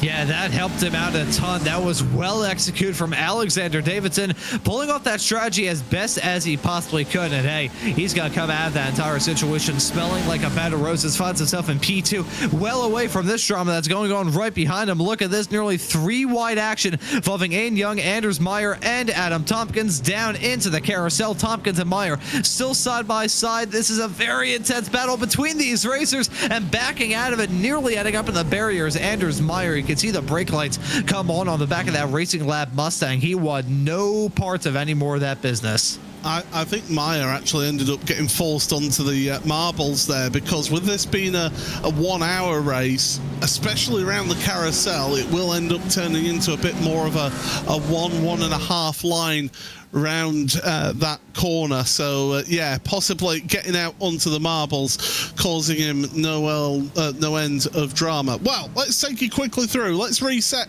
positions and where we all are. James Boumet still your race leader here. He's got the best part of 8 seconds lead over Alex Davidson in second place, who's got a 2-second lead over Dino Lombardi in third. I mean, the run that they've had through that field, you said a crucial word in all of that run: methodical. Aiden Young fourth ahead of Adam Tompkins, fifth. Your top pro-am is Alessandro Torcio, who's in 7th place. He's 2 places ahead of Will Guthrie, but Guthrie's there or thereabouts. Don't write him out of all of this one yet. Your top am still Ben Altria in 23rd, and Dan McCall is actually being able to move himself up ahead of Ben Gregory into 27th. Gregory down to 3rd place in class. So that's how things stack up at the moment. Joe Newman, remember, had an issue early on in the race. He's having to pit for a splash and dash, but we've got just under 18 minutes now, Ron. Still some close racing out there. Lombardi is leading a gaggle of cars that includes Aiden Young, Adam Tompkins, and Anders Meyer. They're not slow drivers. Yeah, they are certainly not slow competitors at all. They are going to be quick between now and the end of this race, between now and the end of the season as well. They are very formidable contenders in the World GT Championship. I want to raise 1 point. My old speech impediment there nearly reared its head. I want to raise 1 point here. Try saying that 5 times fast about this race. And one thing that I raised earlier on, talking about the evolution of the track conditions here, haven't really seen that, despite the fact that it is much later on into the evening as it was at one point in time. 68 Fahrenheit is the ambient temperature. 71 degrees Fahrenheit is a current track temperature. So really no difference than how it was at the start of the race. So things maintaining about the same out there on this circuit, even though it has been a pressure cooker situation for all these drivers, and it is visibly darker around here as well. Yeah, headlights taking effect here. The sun's set here at Watkins Glen, upstate New York. Lap car just getting out of the way. That's car 26, Drew Fletcher, who has had a testing time out there, I think it's fair to say, in all of this. Castellani in his Acura in the slipstream. The problem for Castellani is Eric Rousseff in front is also in an Acura as well. Do you know what? I wanted to point this out actually earlier on, but now we've got the chance. It was the debut of this NSX GT3 car in the British GT Championship this weekend. But of course, over here in the UK, it is badged as a Honda rather than Acura. I gotta say, the Acura NSX, as much as that name has certainly grown on me, being an American, the Honda NSX, it still has that nice vibe to it. It's I have occasionally seen import NSXs with the Honda logo on it instead of the Acura one. It always throws me for a loop whenever I see it, because I'm so used to seeing the Acura logos on everything, but I guess I'm not really sure the point that I'm trying to raise here, but the Honda name, the Honda NSX, just seems so fitting. As look at that, that's Tompkins running wide through turn 9, and that's going to allow Meyer to try and get a move done. And he gets the job done as well on Tompkins. Tompkins with a big wiggle through turn number 9, and that can happen through there. It's an awful corner. Nobody likes that corner around this track, and that just allows Meyer to take advantage of that move. Biggest movers in the field, Arthur Thurtle's up 19 places. Marley Joff, who of course, remember, won that race last time out. He is up there. He is up to 11th place, a gain of 18 places. That last endurance race of the season, Marley Joff doing a fantastic job, but had a testing time here today. Another one of those drivers having a testing time here today. I'll say it. For me, drivers of the day, I'm looking at Boumet, Meyer. They have both had to work their way through the fields, but Lombardi and Davidson as well. Absolutely sensational from those two to move through this field in this second race. I think personally Boumet and Meyer's run through the field in the race 1 was a bit more impressive because they had so little time to do that in. Yeah, doing it in half the time and just cutting their way through the field like a hot knife through butter, even more so considering that Boumet started right towards the back in that first race, cut his way through. As much as Davidson and Lombardi have put on fantastic performances in their own regard, they didn't have to overtake as many cars and they didn't do it in as much time. Look at Michael Evdoka, who we're riding on board with right now, just got a move done on the last car, who was on the outside through turn at number 9. I gotta say, my vote for driver of the day as it stands currently would probably be James Boumet, the hard charger during race 1 and absolutely brilliant here in race 2 as it stands currently. Has a rather big lead between himself and Alexander Davidson. As here's another Alex. This is Alex Cohen trying to get moved on a Will Guthrie off into turn 1 and gets it done successfully. Will's got to be careful in all of this. It doesn't fall too far back because Richard Simner's not too far back in all of this in the great scheme of things. Marley Joff, Effect Simulations driver, trying to work his way forward. And look, Guthrie's trying everything that he can to stay ahead, using the bump drafting on that Acura in front. But Joff round the outside in his Chevy. He gets through the Corvette, the big American muscle, up into the top 10. And Marley Joff in that 918 car, that is a driver that I want to keep tabs on between now and the end of the season. Not going to be involved in any sort of major championship battles, but after grabbing his first win at Road Atlanta 1 week ago, I wonder what sort of mindset he's going to be in for the final few races of this championship. Getting some moves done here, currently finds himself in 10th at the present moment. We still got more races left to go between now and the end of the season. I would love to see what sort of confidence boost that win for Marley Joff at Road Atlanta has given him. Certainly it will have helped matters and will have grown him accustomed and acclimatized to the series. I think that first race of today will have given him one heck of a reintroduction into what happens when you're not exactly completely at the front of the field in these races. Davidson and Lombardi. Now Lombardi, remember, was 2 seconds back at the pit stops. After the pit stops, well, there's Davidson in front. It's less than a second between the two of them. These are your two Pro Championship protagonists. Lombardi, for me, has always had that edge over Davidson this season. Some people will say, well, the Acura, it's got the advantage over the Porsche. No, but still, I think Lombardi is just such a skillful driver in that Grid and Go esports car. You know, as you're raising that point, Paul, I was listening in very carefully into my headphones. I think, albeit my perspective may be a little bit different based off the sound settings that I have, I think I can start to hear the Jaws theme playing. He is reeling in Davidson. This is going to be a heads-up fight right towards the end of this race. 10.5 minutes left to go on the clock. A tick over that as it stands currently. Lombardi, he has reeled in Davidson at a rate of knots, and this is going to be some fun. Dino Lombardi is currently the fastest driver out there on track. When you look at the lap times, last lap, a 1:41.327. Compare that to Davidson's 1:41.773. So major drama for Davidson. He's got to be worried about that car behind. And the thing is, Lombardi now, with that slipstream, it just exacerbates it and makes it even quicker for him to catch the car in front. Of course, through the twisty stuff, that does give you a bit of a disadvantage through the corners because you lose that grip. It makes your tyres a little bit worse. As Aiden Young trying to fight with Anders Meyer, but Meyer still in 4th place as we stand right now. Yeah, and as much as Anders Meyer is probably not going to be happy about the fact that it's not going to be a win for him here at Watkins Glen, it's been a valiant effort for him after that disconnect right at the start of the formation lap during race number 1. Had to start quite literally on the back foot at the back of the field in pit lane. Probably very lucky to not having started this race at the tail end of the field in last, so he could avoid all that drama that took place on the start finish line. But Meyer, ever since then, he cut his way through the field during race 1, and he found himself in a rather good spot here for race number 2 and has taken full advantage of it in that number 20 machine.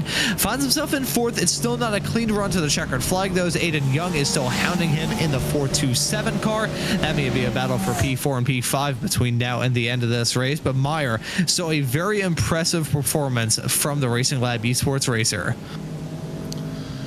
Yeah, certainly it's been a great performance from Anders, but Aiden Young has really shown, I think, again, this is a driver who has grown into this championship as Aiden Young, and he's really showing just what he can do. He's had sort of spells here and there where he's been challenging, but this round in particular has really showed his mettle. Okay, got to bullet around a little bit on occasion, but he is doing a sterling job up at the front there.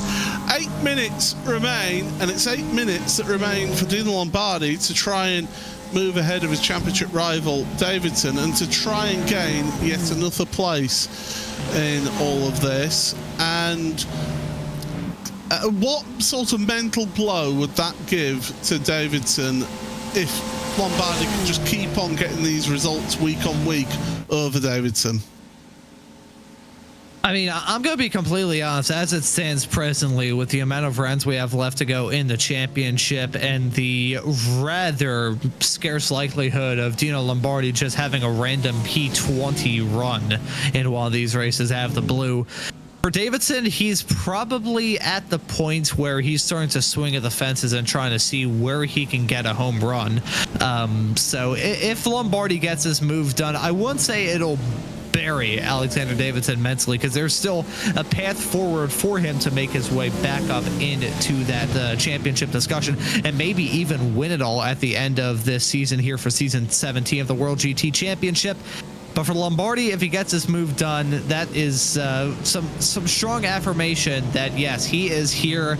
He is ready to try and win this championship, and he is bringing the thunder. We've got two stubborn drivers battling out on track right now. Adam Watson and Michael Evdoka. Those two that never give up. Oh, Evdoka! Oh, just got into the back there of Watson whilst he was trying to attack, and this is the worst place that you can be. You can't see, it's blind for drivers coming round there, so you've got to be so careful to recover. I was about to say, two stubborn drivers who will not give an inch between each other, and right to say that contact between the two unsettles Evdoka's car, and around he goes. Now Lombardi, 6 minutes remaining. He's not a driver who sits behind. He's a driver who attacks, and tries to take the place. And really, for Dino Lombardi, he, as much as he would probably be upset to have a DNF as it stands presently, he can afford to swing at the fences a little bit, maybe try and go for that move on Davidson. If it doesn't work and he loses that a bit of time to him, big whoop. It's still going to be a podium at the end of it all. But for Dino Lombardi, I fully expect him to at least look at the possibility of going for the overtake. I won't say he will do it. I'm not going to place all of my eggs into one singular basket. However, for Lombardi, Lombardi, I have a feeling that he will try something on Alexander Davidson between now and the end. Well, we will be racing on Easter Monday next time out at Imola, so make sure you get your eggs together, I would say, for that. Now, you could see how Lombardi just closed up mid-corner, but Davidson better on corner exit there through turn number 9 into turn 10, the penultimate corner, and then turn 11, the last corner. It's caught out so many people today, has this corner. Those two, though, still going through. Barney watches on and seeing an epic fight between these two Pro Championship rivals. Remember, coming into this week, there was 107 points separating the two of them. There are drop scores to take into account. Now, they are taken into account on those championship points, so don't end up thinking that it's going to be an absolute walkover for Lombardi. And remember, that final round, that final week of the championship, as Lombardi looking to the inside of the carousel. Can he make the move? No, he can't. Davidson holds the car around the outside, holds on to the place for the time being. Lombardi's showing his intentions, though, here with that move. But I was just going to point out, last week of the championship, drop scores are not in effect, so it can have a big effect, can that final week of the championship as well. That it absolutely can. For one of the rounds with the biggest question mark next to it for the Red Bull Ring, that is going to be where the chickens come out to roost for sure in that race. If you have a bad run, you're going to be in for a world of trouble. If you have a good run, it'll cap off either a really good season for you or just have a bit of a consolation right towards the end of it. But nevertheless, this is going to be some fun at the end of this race between Davidson and Lombardi. Lombardi trying to go for that move off into the carousel, as that's a mode a little bit farther in the back. Dan Blackwell's lost it in the number 14 McLaren. That is off through toe, and that is turn number 7 as some drivers continue to fight all around him. But back up at the front of the field, Davidson and Lombardi nose to tail. They're not worried about James Boumet. He's on track for a win with a 9.5 second gap, knowing Malak approaches Shinksum is going to hit 88 miles an hour and find himself back in the Neolithic period soon. But for Davidson and Lombardi, this is going to be a good battle right to the end, involving some of the best here in the World GT Championship. Here we go. Once again, slipstream in effect. Davidson's not protecting that inside line. Lombardi's going for it this time, and he's more alongside than he was last time. Davidson hanging it out around the outside of the carousel. That gives him the inside for the shoot. These are your two Pro Championship leaders battling it out neck and neck, no inch, no quarter given, and none asked for, that's for sure. Lombardi's got the inside for the tour. That's a big advantage around that corner, but Davidson in that Porsche, he is not giving this one up. They are going to go side by side for almost a quarter of the lap, nearly half of the lap here. Davidson just getting ahead and nose ahead into the heel, and he holds on to the place for the time being, but Lombardi's not giving this one up. He's going to fight it out into turn number 9, and he's going to stay there alongside. This is sensational stuff. Great racing respect between the two of them as well, giving themselves just enough room. Finally, there's no side by side. He says that as they go side by side into the last corner. Brilliant stuff. Look at that. What a run. And Davidson makes a mistake at the start of the final lap. Yeah, and they find this white flag side by side down into turn number 1. Dino Lombardi on that inside, Davidson on the outside line. Will the fisticuffs break out? Nope. They both keep within track limits. They're still within touching distance of that curb. They're still within touching distance of each other as well. Off through the S's, Davidson going to be enjoying the draft off the back of Lombardi's race car. It was Lombardi trying to get that move done off into the carousel. Now it's going to be Davidson doing that. The shoe is on the other foot, side by side, down the back straight away. It may not be a battle for the win, but it's a battle between two of the best in this series. It's the second step of the podium, and it's important. It's crucial for Davidson to finish ahead just to try and minimize that points gain by Lombardi. Bang, a little door bang between the two of them. Still absolutely neck and neck. Davidson just ahead, gets in front. Now does a Lombardi try a late braking move into the toe? No, but he makes Davidson move off his ideal line.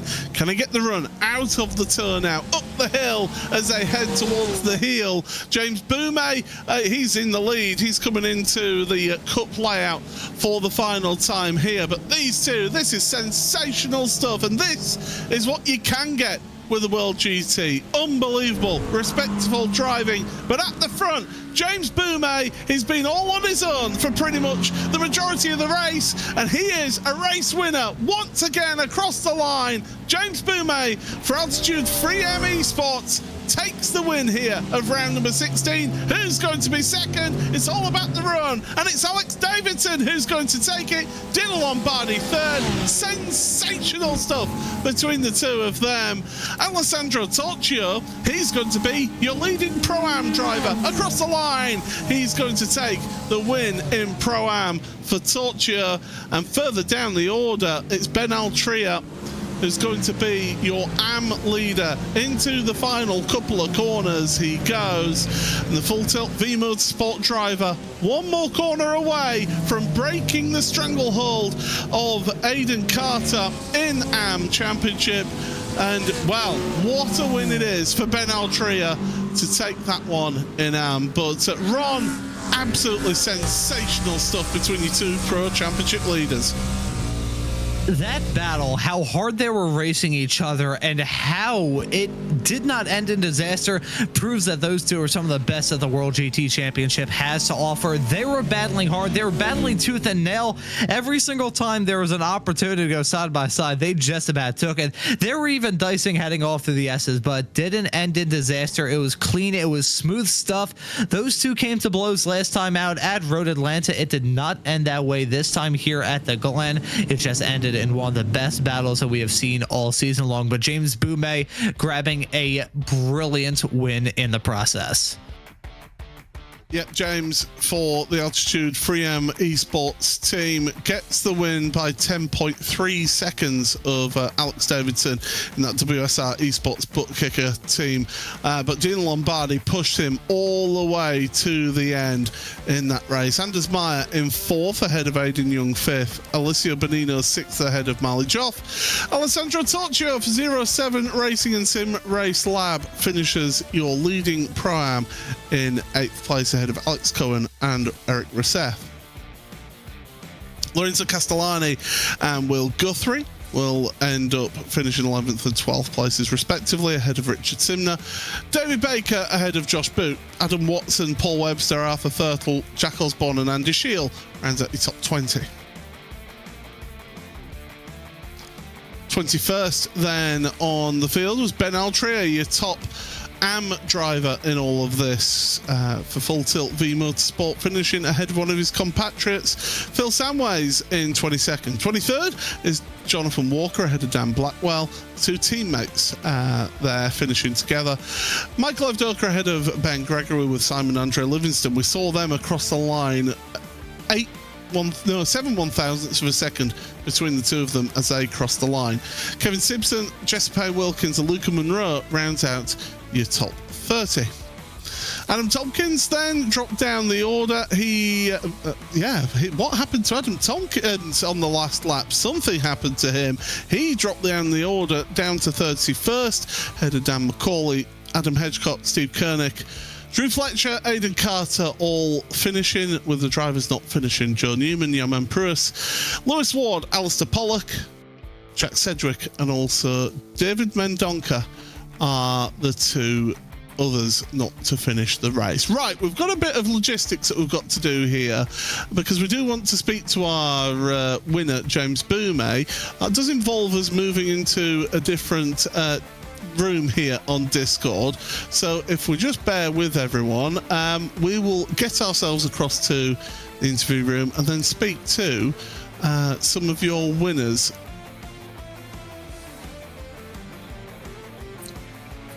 And joining us on the room for the interviews, Ron Mouse is going to be with your race winner, James Boumé. Yeah, James, welcome into the commentary booth. I should say thank you for inviting us here into the interview waiting area. Well done on that win out there. Happy to talk us through that performance here at the Glen. Well, wow. I don't know. I think considering it had an EXQ, that couldn't have gone any better at all. So yeah, I basically went for the like a sort of dragster setup, if you'd like, as well. Yeah, just literally carved my way through the field. Made like 34 positions up or something like that. And then in the race, the second race, I was just like, okay, I'm at the front. Let's just get to the front as quickly as I can. I can just drive away from the carnage behind, which is exactly what happened, it looks like. So yeah, that was an interesting race and a half, that was. Yeah, it looked like a very interesting one from all of y'all's perspective behind the wheel. Certainly was from our perspective here in the commentary booth, but well done on grabbing the second win of this round of the championship. We have a 1 week break before the next round of the season at Imola. That's going to be a rather fun one. What are your thoughts heading into it? Well, I'm not too sure yet. Haven't done too much testing around Imola because obviously we're meant to be doing a different track. I think, we're meant to be doing a different track. I think it's meant to be Thruxton, I think. So I haven't done too much testing around Imola, but I'd expect the Acuras will probably have a slight edge over every single car. But we'll have to wait and see what we can do in the garage. But yeah, I think, we'll wait and see. We'll wait and see. Well, I'm certainly looking forward to the next round of the championship and looking forward to seeing back out on the racetrack. But James, thank you for having a chat with us at the end of this broadcast. And before we let you go, is there anybody you want to give a thanks to or shout out?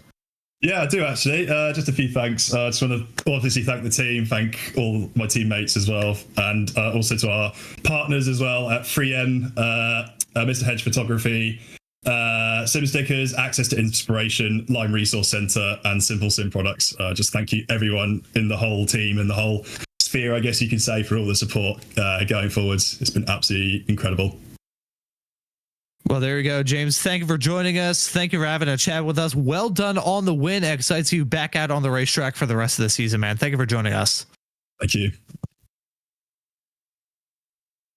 And that right there was your race winner of James Boumé. And we're also going to have a quick little chat with Aiden Young at the end of all of this, a driver who I've had plenty of chats with. Aiden, welcome into the booth and well done on some pretty stunning performances here at Watkins Glen today. Talk us through it.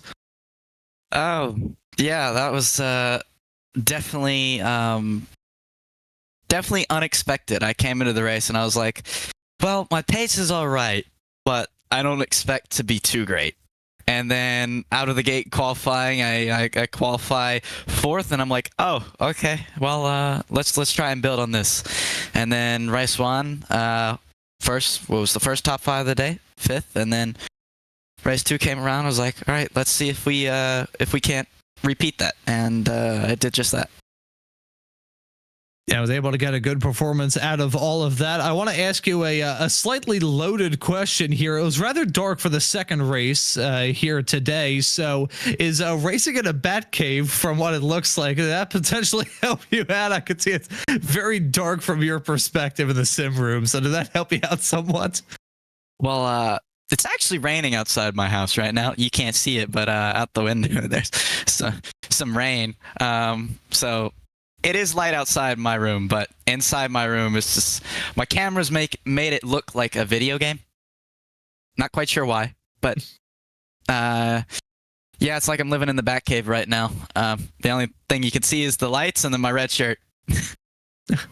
Well, I will say, and I think we're both on the East Coast. I think you're a little bit farther down south than where I am in the city of Philadelphia. So I think we're both getting hit with just about the same rainstorm here. So believe me, to get all the lights and everything squared away earlier on, had to fiddle with that quite a lot. Otherwise, I looked like a gray from Area 51. But Aiden, I'm going to ask you about the next round of the championship at Imola. That's going to be a pretty fun one. What are your thoughts heading into it? I like Imola, but I also do not like Imola. It gives me a bunch of bad memories.